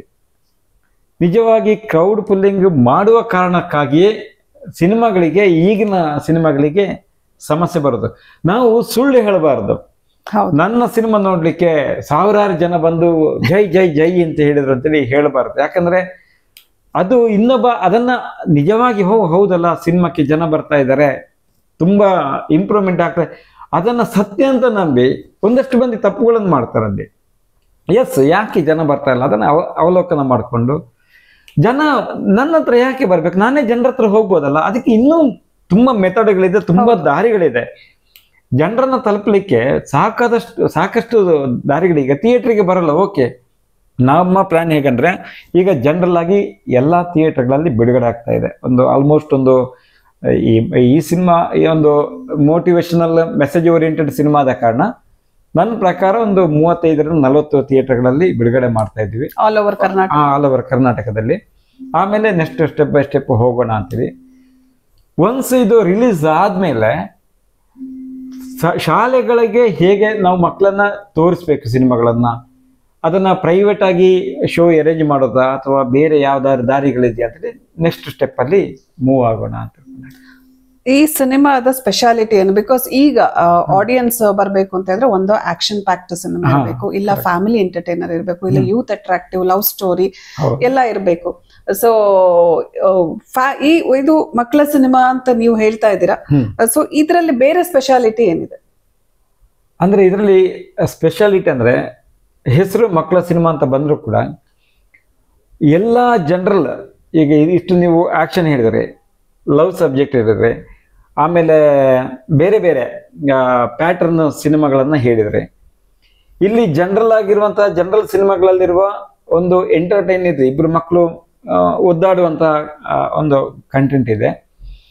ಆಮೇಲೆ ಮೆಸೇಜ್ ಕೊಡುವಂಥದ್ದು, ಸಾಮಾಜಿಕ ಸಂದೇಶ ಕೊಡುವಂಥ ಜನರಲ್ ಟಾಪಿಕ್ ಕೂಡ ಇದೆ. ಆಕ್ಷನ್ ಅಂತ ಹೇಳಿದ್ರೆ ಮಕ್ಕಳು ಏನ್ ಅದನ್ನ ಮೂವ್ ಮಾಡ್ತಾರಲ್ಲ, ಆ ಮಕ್ಕಳ ಆಕ್ಟಿವಿಟಿಯೇ ಒಂದು ಆಕ್ಷನ್ ತರ ಅಂತ ಹೇಳುವಂಥದ್ದನ್ನ ನಾನು ಇಲ್ಲಿ ಹೇಳಲಿಕ್ಕೆ ಇಷ್ಟಪಡ್ತೇನೆ. ಬಟ್ ಸ್ಪೆಷಾಲಿಟಿ ಏನಂದ್ರೆ ಒಂದು ನೀಟ್ ಆಗಿರುವಂಥದ್ದು. ಎಷ್ಟೋ ಸಿನಿಮಾಗಳನ್ನು ನೋಡಿ ನಾವು ಸೋಷಿಯಲ್ ಮೀಡಿಯಾದಲ್ಲಿ ನೋಡ್ತೀವಿ, ನಾನು ಸಿನಿಮಾ ನೋಡಿ ಬಂದೆ, ಅನಸಿನ್ ತಿಂದೆ, ಸಿನಿಮಾ ನೋಡಿ ಬಂದೆ ಮಾತ್ರ ತಿಂದೆ, ಹಾಗೆಲ್ಲ ಮಾಡಿ ಹಾಕ್ತಾರೆ. ಅದು ನಾವು ದೂರದಲ್ಲ, ಯಾರೊಂದು ದೂರದಲ್ಲ, ಅಂದ್ರೆ ಒಬ್ಬೊಬ್ಬರಿಗೆ ಒಂದೊಂದು ಪ್ಯಾಟರ್ನ್ ಇಷ್ಟ ಆಗುತ್ತೆ. ಸೊ ಜನರಲ್ ಆಗಿ ಇದೊಂದು ತುಂಬಾ ನೀಟಾಗಿ ಫ್ಲೋ ಇರುವಂಥದ್ದು, ಎಲ್ಲೂ ಅನಗತ್ಯದ ಮಾತುಗಳಿಲ್ಲ, ಸ್ಟ್ರೈಟ್. ಅಂದ್ರೆ ಸ್ಕ್ರೀನ್ ಪ್ಲೇ ತುಂಬಾ ಫಾಸ್ಟ್ ಹೋಗುತ್ತೆ. ಆಮೇಲೆ ಅನಗತ್ಯವಾಗಿ ಬೇಕು ಅಂತಲ 2.25 ಗಂಟೆ 2 ಗಂಟೆ ಎಲ್ಲ ಇಟ್ಟಿಲ್ಲ, 1 ಗಂಟೆ 48 ನಿಮಿಷ ಅಷ್ಟೇ ಇರೋದು ಇದು ಡ್ಯೂರೇಷನ್. ಅಂದ್ರೆ ಲೆಂತಿ ಮಾಡ್ಲಿಕ್ಕೆ ಹೋಗಿಲ್ಲ, ಫ್ಯಾಕ್ಟ್ ಅನ್ನ ಹೇಳೋದು, ಸ್ಕ್ರೀನ್ ಪ್ಲೇ ಮೂವ್ ಆಗ್ತಾ ಇರುತ್ತೆ. ಹೌದು, ಫಾಸ್ಟ್ ಆಗಿ ಮೂವ್ ಆಗುತ್ತೆ. ಹಾಗಾಗಿ ಎಲ್ಲೂ ಬೋರ್ ಹೊಡಿಸಲ್ಲ, ಸಿನಿಮಾ ಎಲ್ಲೂ ಬೋರ್ ಹೊಡಿಸಲ್ಲ. ಸಿನಿಮಾ ನೋಡಿ ಬಂದ್ಮೇಲೆ ಹೌದಲ್ಲ, ನಮ್ಮ ಊರ್ನ ಇದು ನಮ್ಮ ಶಾಲೆ ಏನಿದೆ, ಈ ಶಾಲೆಗೆ ನಾನು ಏನಾದ್ರು ಪ್ರಯತ್ನ ಮಾಡ್ಬೋದಲ್ಲ ಅಂತ ಹೇಳಿ ಒಂದು ಫೀಲ್ ಖಂಡಿತ ಬರುತ್ತೆ. ಓಕೆ, ಇನ್ನು ನಾನು ಆಗ್ಲೇ ಕೇಳಿದೆ, ಈ ಸಿನಿಮಾಕ್ಕೆ ಥಿಯೇಟರ್ಗೆ ಜನರನ್ನ ಸೆಳೆಯುವ ಪ್ರಯತ್ನದಲ್ಲಿ ಕ್ರೌಡ್ ಪುಲ್ಲಿಂಗಿಗೆ ಕೈ ಹಾಕ್ತೀರಾ ಅಂತ ಒಂದು. ಹೌದು, ಇಲ್ಲ ಇಲ್ಲ ಇಲ್ಲ ಇಲ್ಲ ಖಂಡಿತ ಇಲ್ಲ. ಆ ಒಂದು ಯಾಕಂದ್ರೆ ನಾವು ಇನ್ನೂ ಮುಂದೆ ಮುಂದೆ ಬೇರೆ ಬೇರೆ ಪ್ರಾಜೆಕ್ಟ್ಗಳನ್ನು ಮಾಡಬೇಕು ಅಂತ ಹೇಳುವ ಆಸೆ ಇರೋ ಕಾರಣ ನಾವು ಕ್ರೌಡ್ ಪುಲ್ಲಿಂಗ್ ಅಂತೇಳಿ ನಾವು ದುಡ್ಡು ಕೊಟ್ಟು, ಅದು ರಾಜಕೀಯದಲ್ಲಿದ್ದ ವ್ಯವಸ್ಥೆಗಳಾಗಿಬಿಡ್ತವೆ ನಮ್ದು. ಎಕ್ಸಾಕ್ಟ್ಲಿ. ನಾವು ದುಡ್ಡು ಕೊಟ್ಟು ಬನ್ನಿ ಅಂತ ಹೇಳೋದಕ್ಕಿಂತ ನಾವು ಪ್ರೀತಿ ಕೊಟ್ಟು ಬನ್ನಿ ಅಂತೇಳಿ ಹೇಳೋಣ ಅಂತೇಳಿ. ಬನ್ನಿ, ನಿಮ್ಗೆ ಇಷ್ಟ ಆಗುತ್ತೆ ಬನ್ನಿ. ಕನ್ನಡ ಸಿನಿಮಾ ತುಂಬಾ ಪ್ರತಿಯೊಬ್ಬ ನಿರ್ದೇಶಕನ ಆಸೆ ಅಂದ್ರೆ ಅವನು ಸುಮ್ಮನೆ ಸಿನಿಮಾ ಮಾಡಬೇಕು ಅಥವಾ ಏನೋ ಮಾಡಬೇಕು ಅಂತೇಳಿ ಯಾರು ಬರಲ್ಲ ಇಲ್ಲಿ ಸಿನಿಮಾ ಇಂಡಸ್ಟ್ರಿಯಲ್ಲಿ. ಅವನದೊಂದು ಕತೆ ಇರುತ್ತೆ, ಅವನ ಮನಸ್ಸಲ್ಲಿ ಒಂದು ಕತೆ ಇರುತ್ತೆ, ಅಥವಾ ಮೈಂಡಲ್ಲಿ ಒಂದು ಥಾಟ್ ಇರುತ್ತೆ. ಅದನ್ನ ಜನರಿಗೆ ನಾನು ತಲುಪಿಸ್ಬೇಕು. ನನ್ನ ಲೈಫನ್ನು ಕೂಡ ನಂಗೆ ಸೆಟ್ ಮಾಡ್ಬೇಕು. ನಂಗೆ ಇದು ಬಿಟ್ರೆ ಬೇರೆ ಯಾವುದು ಗೊತ್ತಿರಲ್ಲ. ನಂಗೆ ಈ ಕ್ಷೇತ್ರನೇ ಗೊತ್ತಿರೋದು. ನಂಗೆ ಇನ್ನು ಹೋಗಿದ್ದು ಬದುಕ್ಬೇಕಂದ್ರೆ ಇನ್ನೊಂದು ದಾರಿ ಗೊತ್ತಿರಲ್ಲ ನಮಗೆ. ಸೊ ನಮ್ಮ ಆಸೆ ಏನಂದ್ರೆ ಒಂದು ಸಬ್ಜೆಕ್ಟ್ ಅನ್ನ ಜನರಿಗೆ ತಲುಪಿಸ್ಬೇಕು, ಅವರನ್ನ ಎಂಟರ್ಟೈನ್ ಮಾಡಬೇಕು ಅಂತೇಳಿ ಕಾನ್ಸೆಪ್ಟ್. ಅದಕ್ಕೆ ಜನ ಪ್ರೀತಿ ಇಟ್ಟು ಬರಬೇಕು. ಯಾವುದೋ ಒಂದು ಕಾರಣಕ್ಕೆ ನಾವು ಅಥವಾ ಸಿಕ್ಕಾಪಟ್ಟೆ ಖರ್ಚು ಮಾಡ್ತೀವಿ, ವೇಸ್ಟ್ ಮಾಡ್ತೀವಿ ದುಡ್ಡುಗಳನ್ನ. ಸೊ ಒಂದು ಭಾಗವನ್ನ ಕನ್ನಡದವರು, ಕನ್ನಡ ನೆಲ, ನಾವು ಕನ್ನಡದವರೇ, ಕನ್ನಡಿಗರೇ ನಮಗೋಸ್ಕರ ಸಿನಿಮಾ ಮಾಡ್ತಾ ಇದ್ದಾರೆ, ಸಪೋರ್ಟ್ ಮಾಡೋಣ, ಥಿಯೇಟ್ರಿಗೆ ಹೋಗೋಣ. ಹಾಗೆ ನಾನು ಕ್ರೌಡ್ ಪುಲ್ಲಿಂಗ್ ಮಾಡಿ ನನ್ನ ಸಿನಿಮಾಕ್ಕೆ ಸಿಕ್ಕಾಪಟ್ಟೆ ಜನ ಬಂದರು, ಸೂಪರ್ ಹಿಟ್ ಸಕ್ಸಸ್ ಆಯ್ತು ಅಂತ ಹೇಳೋದಕ್ಕಿಂತ ನೀವೇ ಬಂದು ನಮಗೆ ದುಡ್ಡು ಕೊಡಿ ಅಂತೀವಿ. ನಾವು ತಗೊಂಡು ಸಿನಿಮಾ ನೀವೇ ನೋಡಿ, ಒಂದು ಸಣ್ಣ ಒಂದು ಕಾಂಟ್ರಿಬ್ಯೂಷನ್. ಈಗ ಕೊರೋನಾ, ಆಫ್ಟರ್ ಕೊರೋನಾ ಏನಿದೆ, ಕನ್ನಡ ಚಿತ್ರರಂಗ ಸ್ವಲ್ಪ ಸಂಕಷ್ಟದಲ್ಲಿ ಏನಿದೆ. ಯಾರಾದ್ರೂ ಕೂಡ, ಈಗ ನಮ್ಮ ಪಕ್ಕದ ಮನೆಯನ್ನು ಹುಷಾರಿಲ್ದಿದ್ರು ಕೂಡ ನಾವು ಹೋಗಿ ಒಂದು ಸ್ವಲ್ಪ ಹೆಲ್ಪ್ ಮಾಡುವಂತಹ ಆ ತರ ಒಂದು ನೇಚರ್ ನಮ್ಮ ಕನ್ನಡಿಗರದ್ದು. ಹಾಗಿರುವಾಗ ಒಂದು ಇಂಡಸ್ಟ್ರಿಯೇ ಸಂಕಷ್ಟದಲ್ಲಿದೆ. ಆ ಇಂಡಸ್ಟ್ರಿಯನ್ನು ನಂಬ್ಕೊಂಡು ಸಾವಿರಾರು ಜನ ಇದ್ದಾರೆ. ಕೇಳ್ಬೋದು, ಅಲ್ಲ ನೀವು ಖರ್ಚು ಮಾಡ್ತೀರಿ, ನಿಮ್ಮ ಖುಷಿಗೆ ನೀವು ಸಿನಿಮಾ ಮಾಡ್ತೀರಿ, ನಾನು ಯಾಕೆ ನಿಮಗೆ ಸಪೋರ್ಟ್ ಮಾಡಬೇಕು ಅಂತಲೇ ಬರುತ್ತೆ. ಅದು ಆ ಥರ ಆ ಮನೋಭಾವವನ್ನು ಬಿಟ್ಟು ಒಂದು ಸಣ್ಣ ಕಾಂಟ್ರಿಬ್ಯೂಷನ್. ಹಬ್ಬ ಬಂದರೆ ಒಂದು ಥಿಯೇಟ್ರಿಗೆ ಒಂದು ಟಿಕೆಟಿಗೆ ಒಂದು 200 ರೂಪಾಯಿ ಇರ್ಬೋದು, 150 ರೂಪಾಯಿ ಇರ್ಬೋದು. ಅಥವಾ ನಾಳೆ ಅದು ಯೂಟ್ಯೂಬಲ್ಲಿ ಬರುತ್ತಲ್ಲ, ಅಥವಾ ಇನ್ನು ಯಾವುದೋ OTT ಬರುತ್ತಲ್ಲ, ಆಗ ನೋಡುವ ಅಂತೇಳಿ ಹೇಳೋದಕ್ಕಿಂತ ಮೊದಲೇ ಥಿಯೇಟ್ರಿಗೆ ಬಂದು ನಿಮ್ಮ ಸಹಕಾರ ಕೊಟ್ಟರೆ ತುಂಬ ಮೆಸೇಜ್ಗಳು ಬರ್ತವೆ. ಆಮೇಲೆ ಇಂಡಸ್ಟ್ರಿಯು ಡೆವಲಪ್ ಆಗುತ್ತೆ. ಇಂಡಸ್ಟ್ರಿಯಲ್ಲಿರುವ ನಮ್ಮಂತಹ ನಿರ್ದೇಶಕರಿರ್ಬೋದು, ಅಥವಾ ಕಲಾವಿದರು ಇರ್ಬೋದು, ಟೆಕ್ನಿಷಿಯನ್ಸ್, ಈವನ್ ಲೈಟ್ ಬಾಯಿಂದ ಹಿಡಿದದ್ದು, ಜನರೇಟರ್ ಆನ್ ಮಾಡುವ ಆಫ್ ಮಾಡುವ ವ್ಯಕ್ತಿಯಿಂದ ಹಿಡಿದದ್ದು, ಡೀಸೆಲ್ ಹಾಕೊಂಡು ಬರುವಂತಹ ವ್ಯಕ್ತಿಯಿಂದ ಹಿಡಿದದ್ದು, ಅವರಿಗೆಲ್ಲ ಒಂದು ಹೊತ್ತಿನ ಊಟಕ್ಕೆ ದಾರಿ ಆಗುತ್ತೆ. ಅದು ಸಿನಿಮಾ ಇಂಡಸ್ಟ್ರಿಯಿಂದಾಗಿ ನನ್ನ ಪ್ರಕಾರ ಕರ್ನಾಟಕದಲ್ಲಿ ಲಕ್ಷಾಂತರ ಜನ ಜೀವನ ಮಾಡ್ತಾ ಇದ್ದಾರೆ. ಇದು ಒಂದು ವರ್ಗ, ಬೇರೆ ಬೇರೆ ಏನೋ ಡಿಪಾರ್ಟ್ಮೆಂಟ್ಗಳಿದೆ, ಹಾಗೆ ಇದೊಂದು ಎಂಟರ್ಟೈನ್ಮೆಂಟ್ ಫೀಲ್ಡ್ ಇದು. ಸೊ ಹಾಗಾಗಿ ಕ್ರೌಡ್ ಪುಲ್ಲಿಂಗ್ ಮಾಡಿ ದುಡ್ಡು ಕೊಟ್ಟು ಬನ್ನಿ ಬನ್ನಿ ಅಂತ ಹೇಳೋದಕ್ಕಿಂತ ನೀವೇ ಬಂದು ಸ್ವಲ್ಪ ಸಣ್ಣ ಮಟ್ಟಿನ ಸಹಕಾರ ಕೊಟ್ರೆ, ಟಿಕೆಟ್ ತಗೊಂಡು ಸಿನಿಮಾ ಸಿನಿಮಾ ನೋಡಿ, ಟಿಕೆಟ್ ಕೊಡಲ್ಲ, ಫ್ರೀ ಟಿಕೆಟ್ ಬೇಡ, ಬನ್ನಿ, ಬಂದು ಅದು ನಿಮ್ಮ ಬ್ಲೆಸ್ಸಿಂಗ್ಸ್ ಅಂತ ನಾವು ತಿಳ್ಕೊಡ್ತೀವಿ. ನೀವು ಟಿಕೆಟ್ ಕೊಟ್ಟು ಟಿಕೆಟ್ ತಗೊಂಡು ಸಿನಿಮಾ ನೋಡಿ ಹೋದ್ರೆ ಅದು ನಮ್ಗೊಂದು ಬ್ಲೆಸ್ಸಿಂಗ್ಸ್, ನಮ್ಗೊಂದು ಆಕ್ಸಿಜನ್ ಕೊಟ್ಟಾಗ ಆಗುತ್ತೆ ಅಂತೇಳಿ ನನ್ನ ಯೋಚನೆ. ಈಗ ನಾವು ಫಿಲ್ಮ್ ಮೇಕರ್ ಕೌನ್ಸಿಲ್ ಅಲ್ಲಿ ಪದೇ ಪದೇ ಪೈರಸಿ ವಿಚಾರ ಬಗ್ಗೆ ಮಾತಾಡ್ತಾ ಇರ್ತೀವಿ. ಪೈರಸಿ ಮಾಡೋದ್ರಿಂದ ಒಂದು ಸಿನಿಮಾ ರಿಲೀಸ್ ಆದ ಕೆಲವೇ ಗಂಟೆಗಳಲ್ಲಿ ಪೈರಸಿ ಕಾಪಿಗಳು ಬಂದ್ಬಿಡುತ್ತೆ. ಆಗ ನಿಯರ್ಲಿ ಒಂದು 30% ಜನ ಈ ಪೈರಸಿ ಕಾಪಿಗಳನ್ನ ಪೈರಸಿ ಕಾಪಿಗೋಸ್ಕರ ಕಾದು ಕೂತು ನೋಡೋರಿದ್ದಾರೆ. ಒಂದಷ್ಟು ಜನ ಮಿಸ್ಅಂಡರ್ಸ್ಟ್ಯಾಂಡಿಂಗ್ ಏನಿರುತ್ತೆ ಅಂತ ಹೇಳಿದ್ರೆ, ಈ ಪೈರಸಿ ಕಾಪಿಗಳನ್ನ ಟೆಲಿಗ್ರಾಮ್ ಮೂಲಕ ಸಿನಿಮಾ ತಂಡದವರೇ ಹಾಕ್ಬಿಡ್ತಾರೆ ಅನ್ನೋ ಉದ್ದೇಶದಿಂದ ಸಿನಿಮಾ ಥಿಯೇಟರ್ ಅಲ್ಲಿ ಏನಕ್ಕೆ ಹೋಗಿ ನೋಡೋದು, ಟೆಲಿಗ್ರಾಮ್ ಅಲ್ಲಿ ಬಂದ್ಬಿಡುತ್ತಲ್ಲ ಅಂತ ಒಂದು ಮೈಂಡ್ ಸೆಟ್ ಇದೆ. ಸೊ ಪೈರಸಿ, ನಿಮ್ಮ ಸಿನಿಮಾವನ್ನ ಪೈರಸಿಯಿಂದ ಕಾಪಾಡಿಕೊಂಡು ರಿಲೀಸ್ ಮಾಡ್ಬೇಕಾದಂತ ಒಂದು ಸಂದರ್ಭ. ಸೊ ಇದಕ್ಕೆ ಯಾವ ರೀತಿಯ ಕ್ರಮ ತೆಗೆದುಕೊಂಡಿದ್ದೀರಾ, ಮತ್ತೆ ಪೈರಸಿ ಮಾಡೋರಿಗೆ ಪೈರಸಿ ನೋಡೋರಿಗೆ as a journalist point of view ಏನ್ ಹೇಳೋದಕ್ಕೆ ಇಷ್ಟಪಡ್ತೀರಿ? ಈ ಪೈರಸಿ ಅಂತ ಹೇಳುವಂಥದ್ದೇ ದೊಡ್ಡ ಕ್ರಿಮಿ. ಅದು ಮೊದಲಿಂದ, ಇವಾಗಲ್ಲ, ತುಂಬಾ ವರ್ಷದಿಂದ. ಇವಾಗ ಈ ಸೋಷಿಯಲ್ ಮೀಡಿಯಾಗಳು ಟೆಕ್ನಾಲಜಿ ಇಂಪ್ರೂವ್ ಆದಾಗ ಬೇಗ ಸೋರಿಕೆಯಾಗಿ ಬರ್ತದೆ ಅಂತ ಬಿಟ್ರೆ, ಮೊದಲೆಲ್ಲ ಕಾನ್ಸೆಪ್ಟ್ ಇರಲಿಲ್ಲ. ಥಿಯೇಟ್ರಿಗೆ ಹೋಗಿ ನೋಡಲೇಬೇಕು, ನೆಗೆಟಿವ್ಸ್ ಇದ್ದಾಗ ನೋಡಲೇಬೇಕಿತ್ತು, ಅದನ್ನು ಕಾಪಿ ಮಾಡ್ಲಿಕ್ಕೆ ಆಗ್ತಿರ್ಲಿಲ್ಲ. ಈಗ ಪೆನ್ ಡ್ರೈವ್ ಹಾಕಿಸಿ ಕಂಪ್ಯೂಟರ್ಗೆ ಹಾಕಿ ಆ ನೆಗೆಟಿವ್ ಅನ್ನು ಕಾಪಿ ಮಾಡ್ಲಿಕ್ಕೆ ಆಗಲ್ಲ, ಅದರದ್ದೇ ಪ್ರೊಜೆಕ್ಟ್ರಲ್ಲೇ ಹಾಕಿಯೇ ನೋಡಲೇಬೇಕು. ಈಗಾಗಲ್ಲ, ಎಲ್ಲ ಪೆನ್ ಡ್ರೈವಲ್ಲಿ ಬಹಳ ಮೆಮೊರಿ, ಸಣ್ಣ ಮೊಬೈಲ್ನ ಮೆಮೊರಿ ಕಾರ್ಡಲ್ಲಿ ಕೂಡ ಸಿನಿಮಾವನ್ನು ಹಾಕೊಂಡು ಬರುವಂಥ ಯುಗ ಇದು. ನಮ್ಮ ಸಿನಿಮಾವನ್ನು ಪೈರಸಿ ಆಗದಾಗ ನಾವು ಹೇಗೆ ನೋಡ್ಕೊಳ್ತೀವಿ ಅಂದರೆ, ನಾವು ಶಾರ್ಟ್ ಪೀರಿಯಡಲ್ಲಿ ಅದನ್ನು ರಿಲೀಸ್ ಮಾಡ್ತಾ ಇದ್ದೀವಿ. ಈಗ ಪ್ಲ್ಯಾನಿಂಗ್ ಸಿನಿಮಾ ಆಗಿ ಸೆನ್ಸರ್ ಆದರೂ ಕೂಡ ರಿಲೀಸನ್ನು ನಾವು ಇಮಿಡಿಯೇಟ್ ಆಗಿ ಅನೌನ್ಸ್ ಮಾಡಿದ್ದೀವಿ. ಇನ್ನೊಂದು 15 ಡೇಸಲ್ಲಿ ನಾವು ರಿಲೀಸ್ ಮಾಡ್ತಾ ಇದ್ದೀವಿ ಅಂತೇಳಿ 15 ದಿನ ಮೊದಲೇ ನಾವು ಪ್ಲ್ಯಾನ್ ಮಾಡ್ಕೊಂಡು ರಿಲೀಸ್ ಮಾಡಿದ್ದೆ. ಆಮೇಲೆ ಅದನ್ನು ಸ್ವಲ್ಪ ಗೌಪ್ಯವಾಗಿ, ಅದರ ಹಾರ್ಡ್ ಡಿಸ್ಕ್ ಇರ್ಬೋದು, ಕಂಟೆಂಟ್ ಇರ್ಬೋದು, ಈಗ ಎಡಿಟಿಂಗ್ ಮಾಡುವಾಗ, ಡಬ್ಬಿಂಗ್ ಮಾಡಿದಾಗ, DI ಮಾಡಿದಾಗ ಒಂದೊಂದು ಪ್ಲೇಸಲ್ಲಿ ಏನೇನು ಮಾಡಬೇಕು. ಅದಕ್ಕಿಂತ ಮುಖ್ಯವಾಗಿ ನಾನು ಹೇಳೋದು, ನಾವು ಸಿನಿಮಾ ಮಂದಿಗಳೇನಿದ್ದೀವಿ, ನಿರ್ಮಾಪಕರಿರ್ಬೋದು, ನಿರ್ದೇಶಕರಿರ್ಬೋದು, ಅವ್ರಿಗೆ ಬಹಳ ದೊಡ್ಡ ಜವಾಬ್ದಾರಿ. ನೋಡಿ, ನಾವು ನಮ್ಮನ್ನು ಹೇಗೆ ನೋಡ್ಕೊಳ್ತೀವೋ ಹಾಗೆ ನಮ್ಮ ಟೆಕ್ನಿಷಿಯನ್ಸನ್ನು ನೋಡ್ಕೊಳ್ಬೇಕು. ಇಲ್ಲಾಂದ್ರೆ ಅವನಿಗೆ ಬೇಜಾರಾಗ್ಬಿಡುತ್ತೆ. ಅವನೇನೋ ಕಲಿಸ್ತೀವಿ ಇವರಿಗೆ ಅಂತೇಳಿ ಯಾರಾದರೂ ಮಾಡಲಿಕ್ಕೂ ಸಾಧ್ಯತೆ ಇರಬಹುದು, ಇಲ್ಲ ಅಂತ ಹೇಳಲ್ಲ, ಇರಬಹುದು. ಅಂದರೆ ಟೀಮಿಂದಲೇ ಲೀಕೇಜ್ ಆಗಲಿಕ್ಕೂ ಚಾನ್ಸಸ್ ಇರುತ್ತೆ. ಅಂದರೆ ಅವನು ನಮ್ಮ ಸಿನಿಮಾಕ್ಕೋಸ್ಕರ ರಾತ್ರಿ ಆಗಲು ಕಷ್ಟಪಟ್ಟಿರ್ತಾನೆ. ಈಗ ಎಡಿಟಿಂಗ್ ಮಾಡೋರು ಇರ್ಬೋದು, DI ಮಾಡೋರು ಇರ್ಬೋದು, ಡಬ್ಬಿಂಗ್ ಅಲ್ಲಿ ಕೂಡ ನಾವು ಡಂಪ್ ಮಾಡಿರ್ತೀವಿ ಸಿನಿಮಾವನ್ನು. ಆಮೇಲೆ ಫೈನಲ್ ಔಟ್ಪುಟ್ ತಗೊಳ್ಳೋದಕ್ಕಿಂತ ಮುಂಚೆ ಇರ್ಬೋದು, DPX ಟೈಮಲ್ಲಿ, DCP ಟೈಮಲ್ಲಿ, ಆ ಬೇರೆ ಬೇರೆ ಹಂತಗಳಲ್ಲಿ ಒಂದು 10 ಟೆಕ್ನಿಷಿಯನ್ಸ್ ಇದರಲ್ಲಿ ಭಾಗಿಯಾಗಿರ್ತಾರೆ. Dubbing, DI, DCP, DPX, editing, first trimming, ಆ ಟೈಮಲ್ಲೆಲ್ಲ ಒಂದು. ಆಮೇಲೆ ನಮ್ಮ ಅಸೋಸಿಯೇಟ್, ನಾವು, ಅವರು ಎಡಿಟರ್, ಅವರ ಅಸೋಸಿಯೇಟ್, ಇಂಜಿನಿಯರ್ ಅಸೋಸಿಯೇಟ್ಸು, ಹಾಗೆ ಒಂದು 50-20 ಮಂದಿ ಜಾಸ್ತಿ ಇದರಲ್ಲಿ ಟೀಮಲ್ಲಿ. ಯಾರ ಮುಖಾಂತರ ಅದು ಹೇಗೆ ಹೋಗುತ್ತೆ ಅಂತ ಹೇಳಲಿಕ್ಕಾಗಲ್ಲ. ಆಮೇಲೆ ರಿಲೀಸಿನ ನಾವು ಅದನ್ನು ಸ್ವಲ್ಪ ಹ್ಯಾಂಡ್ಲ್ ಮಾಡಿದ್ದೀವಿ. ಅಂದರೆ ಇದನ್ನು ಪೈರಸಿ ಮಾಡಿ ರಿಲೀಸ್ ಮಾಡಿದ್ರು ಅವರಿಗೇನು ಏನು ಬೆನಿಫಿಟ್ ಇದೆ ಅಂತೇಳಿ ಪೈರಸಿ ಮಾಡುವವರು ಕೂಡ ಯೋಚನೆ ಮಾಡ್ತಾರೆ. ಈ ಸಿನಿಮಾವನ್ನು ನಾನು ಪೈರಸಿ ಮಾಡಿ ಒಂದು ಕಡೆ ಹಾಕಿದರೆ ಅದೆಷ್ಟು ಮಂದಿ ರೀಚ್ ಆಗ್ಬೋದು, ನನಗೆ ಹೇಗೆ ಬೆನಿಫಿಟ್ ಆಗ್ಬೋದು ಅಂತ. ಸೊ ಪೈರಸಿ ಆಗಲಿಕ್ಕಿಲ್ಲ ನಮ್ಮದು ಅಂತ ಹೇಳುವ ಧೈರ್ಯದಲ್ಲಿ ನಾವು ಇದ್ದೀವಿ. ಸೊ ಏನಾಗುತ್ತೆ ಅಂತೇಳಿ ನೋಡಬೇಕು. ಆಮೇಲೆ ನೀವು ಹೇಳಿದಾಗೆ ಪೈರಸಿ ದೊಡ್ಡ ಅದು ಕ್ರಿಮಿ. ಅದು ಸರ್ಕಾರ ಏನಂದರೆ ಇಲ್ಲಿ ಏನು ಮಾಡ್ತೇವೆ ಅಂದರೆ, ನಾವು ಸಂಘಟಿತರಾಗಿ ನಾವು ಹೋರಾಡಲೇಬೇಕು. ಅವತ್ತು ಒಂದು ಸಾರಿ ನಾನು ಸ್ಪಷ್ಟ ಹೇಳಕ್ಕೆ ಇಷ್ಟಪಡ್ತೀನಿ, ರಾಕ್ಲೈನ್ ವೆಂಕಟೇಶ್ ಅವರದೊಂದು ಸಿನಿಮಾ ಪೈರಸಿ ಆದಾಗ ಅವರು ಒಂದು ಅವರೇ ಟೀಮ್ ತಂಡವನ್ನು ರೆಡಿ ಮಾಡಿ ಎಲ್ಲ ಕಡೆ ರೈಡ್ ಮಾಡಿ ತುಂಬ ಮಂದಿಯನ್ನ ಹಿಡಿಸಿಕೊಟ್ರು. ಈ ಥರ ಇದು ತಪ್ಪು ಮಾಡಬಾರ್ದು ಅಂತೇಳಿ. ಎಷ್ಟೋ ನಮ್ಮ ಯೂನಿಯನ್ ಅವರು ಕೂಡ ಹೋಗಿ ಸರ್ಕಾರಕ್ಕೆ ಹೋಗಿ ಕೂಡ ಮನವಿ ಮಾಡಿದರು. ನಮ್ಮ ಫಿಲಮ್ ಚೇಂಬರ್ ವತಿಯಿಂದ ಇರ್ಬೋದು, ಈ ಥರ ಪ್ರೆಸ್ ಫಿಲಮ್ ಮೇಕರ್ ಕೌನ್ಸಿಲಿಂದ, ಇಲ್ಲಿಂದ ಕೂಡ ನಿಮ್ಮಲ್ಲಿಂದ ಕೂಡ ತುಂಬಾ ಪ್ರೆಷರ್ ಹೋಗಿದೆ. ಹೌದು, ಮಾತಾಡ್ತಾ ಇದ್ದೀವಿ. ನೀವು ತುಂಬಾ ಪ್ರಯತ್ನ ಪಡ್ತಾ ಇದ್ರಿ, ಸಂಘಟಿತವಾಗಿ ಹೋದ್ರಿ. ಸರ್ಕಾರ ಅದರ ಬಗ್ಗೆ ಸೀರಿಯಸ್ ಆಗಿ ಕ್ರಮ ಕೈಗೊಳ್ಳಲೇಬೇಕು. ಅದೀಗ ನಾನ್ ಬೇಲೇಬಲ್ ಅಫೆನ್ಸ್ ಅಂತೇಳಿ ನಮಗೆ ಗಮನದಲ್ಲಿ ಇದ್ರು ಕೂಡ ನೋಡಿ, ಒಬ್ಬ ಇದ್ದೇ ಇರ್ತಾನೆ. ಅವ್ರು ಏನ್ ಮಾಡ್ತಾರೆ, ಯಾರ ಮಾರ್ಕೆಟ್ ಅಲ್ಲಿ ಸೇಲ್ ಮಾಡ್ತಾನೆ ಅಥವಾ ಯಾರು ಅಪ್ಲೋಡ್ ಮಾಡಿರ್ತಾನೆ ಅವ್ರನ್ನ ತಗೊಂಡು ಬಂದು ನಾವು ಬಂಧಿಸಿದೆವು ಅಂತೇಳಿ ಹಾಕ್ತಾರೆ. ಮೂಲ ಬೇರೆ ಇರ್ತಾನೆ, ಅವನನ್ನ ಹಿಡಿಬೇಕು.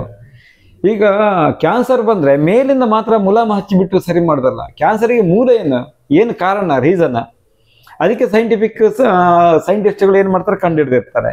ಆ ಮೂಲ ಇಲ್ಲಿದೆ, ಬೇರೆ ಎಲ್ಲಿದೆ ಅಂತ ಹುಡುಕಿರ್ತಾರೆ. ಇದು ಯಾಕೆ ಕಂಡುಹಿಡಿಲಿಕ್ಕೆ ಆಗೋಲ್ಲ? ತುಂಬಾ ಸಿಂಪಲ್ ಇರುತ್ತೆ.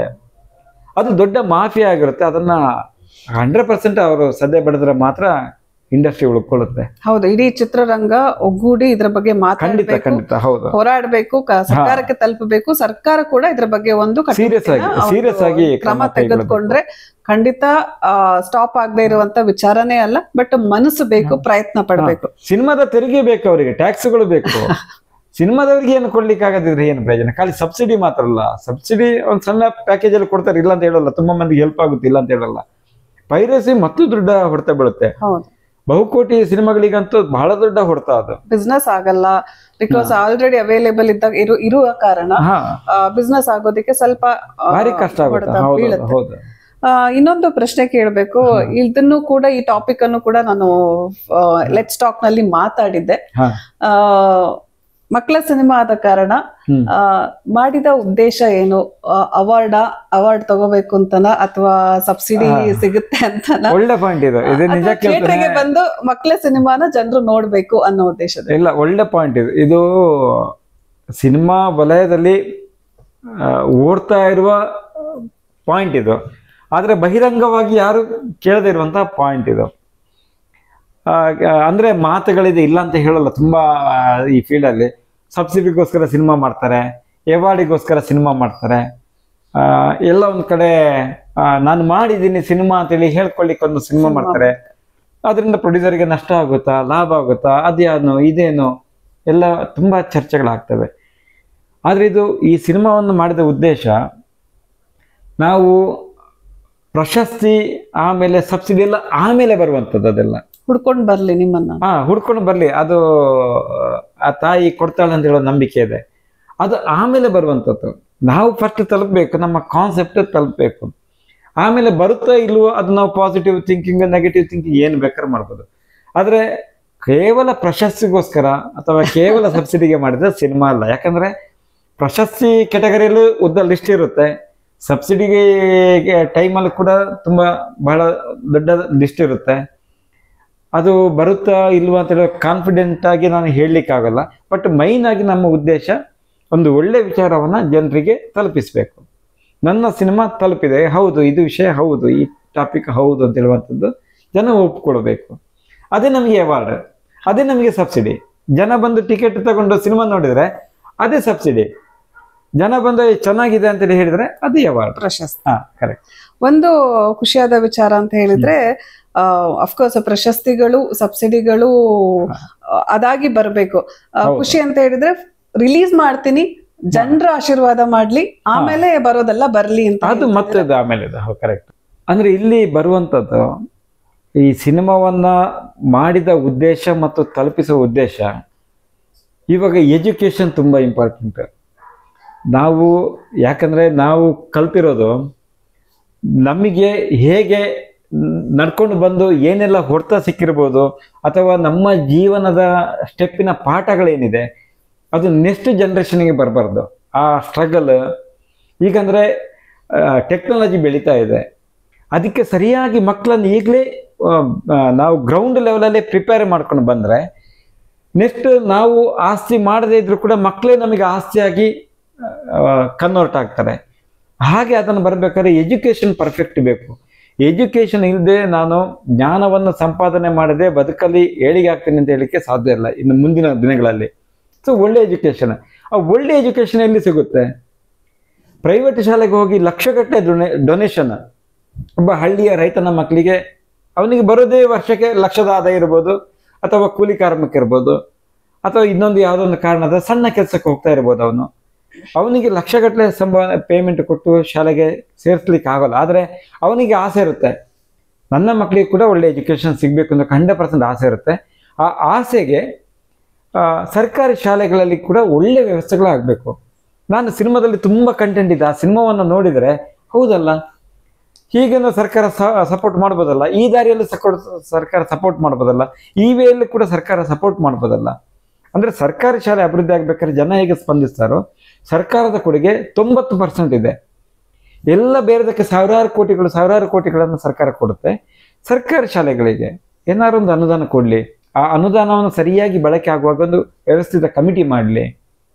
ಏನು ಗ್ಯಾರಂಟಿಗಳನ್ನು ನಾವೆಲ್ಲ ಕೊಡ್ತೀವಲ್ಲ ಹಾಗೆ ಸರ್ಕಾರಿ ಶಾಲೆಯನ್ನು ಕೂಡ ಅದ್ಭುತವಾಗಿ ಖಾಸಗಿ ಶಾಲೆಗೆ ಈಕ್ವಲ್ ಆಗಿ ನಾವು ಬೆಳವಣಿಗೆ ಮಾಡ್ತೀವಿ ಅಂತ ಹೇಳುವ ಒಂದು ಆ ಗ್ಯಾರಂಟಿಯನ್ನು ಸರ್ಕಾರ ಕೊಟ್ಟರೆ ಹಳ್ಳಿಯ ಮಕ್ಕಳಿಗೆ ಎಲ್ರಿಗೂ ಕೂಡ ಓದಲಿಕ್ಕೆ ಸ್ಟಡಿ ಮಾಡಲಿಕ್ಕೆ ಒಂದು ಒಳ್ಳೆಯ ಅವಕಾಶ ಸಿಗುತ್ತೆ.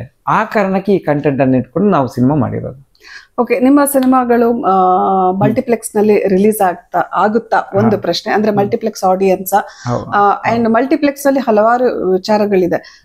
ಟೈಮಿಂಗ್ಸ್ ಇಂದ ಹಿಡಿದು ಟಿಕೆಟ್ ದರದಲ್ಲಿರೋ ಆಗುವಂತಹ ವ್ಯತ್ಯಾಸ, ಟೈಮಿಂಗ್ಸ್ ವ್ಯತ್ಯಾಸ. ಸೊ ಸಿನಿಮಾ ರಿಲೀಸ್ ಮಾಡ್ತಾ ಇರೋದ್ರಿಂದ ನಾನು ನಿಮ್ಮನ್ನ ಕೇಳ್ತಾ ಇದ್ದೀನಿ, ಇದಕ್ಕೆ ಯಾವ ರೀತಿಯ ಒಂದು ಮೈಂಡ್ ಸೆಟ್ ಅನ್ನ ಮಾಡ್ಕೊಂಡಿದ್ದೀರಾ, ಎಷ್ಟರ ಮಟ್ಟಿಗೆ ಇದ್ರ ಬಗ್ಗೆ ಜ್ಞಾನ ತಿಳ್ಕೊಂಡಿದ್ದೀರಾ ನೀವು?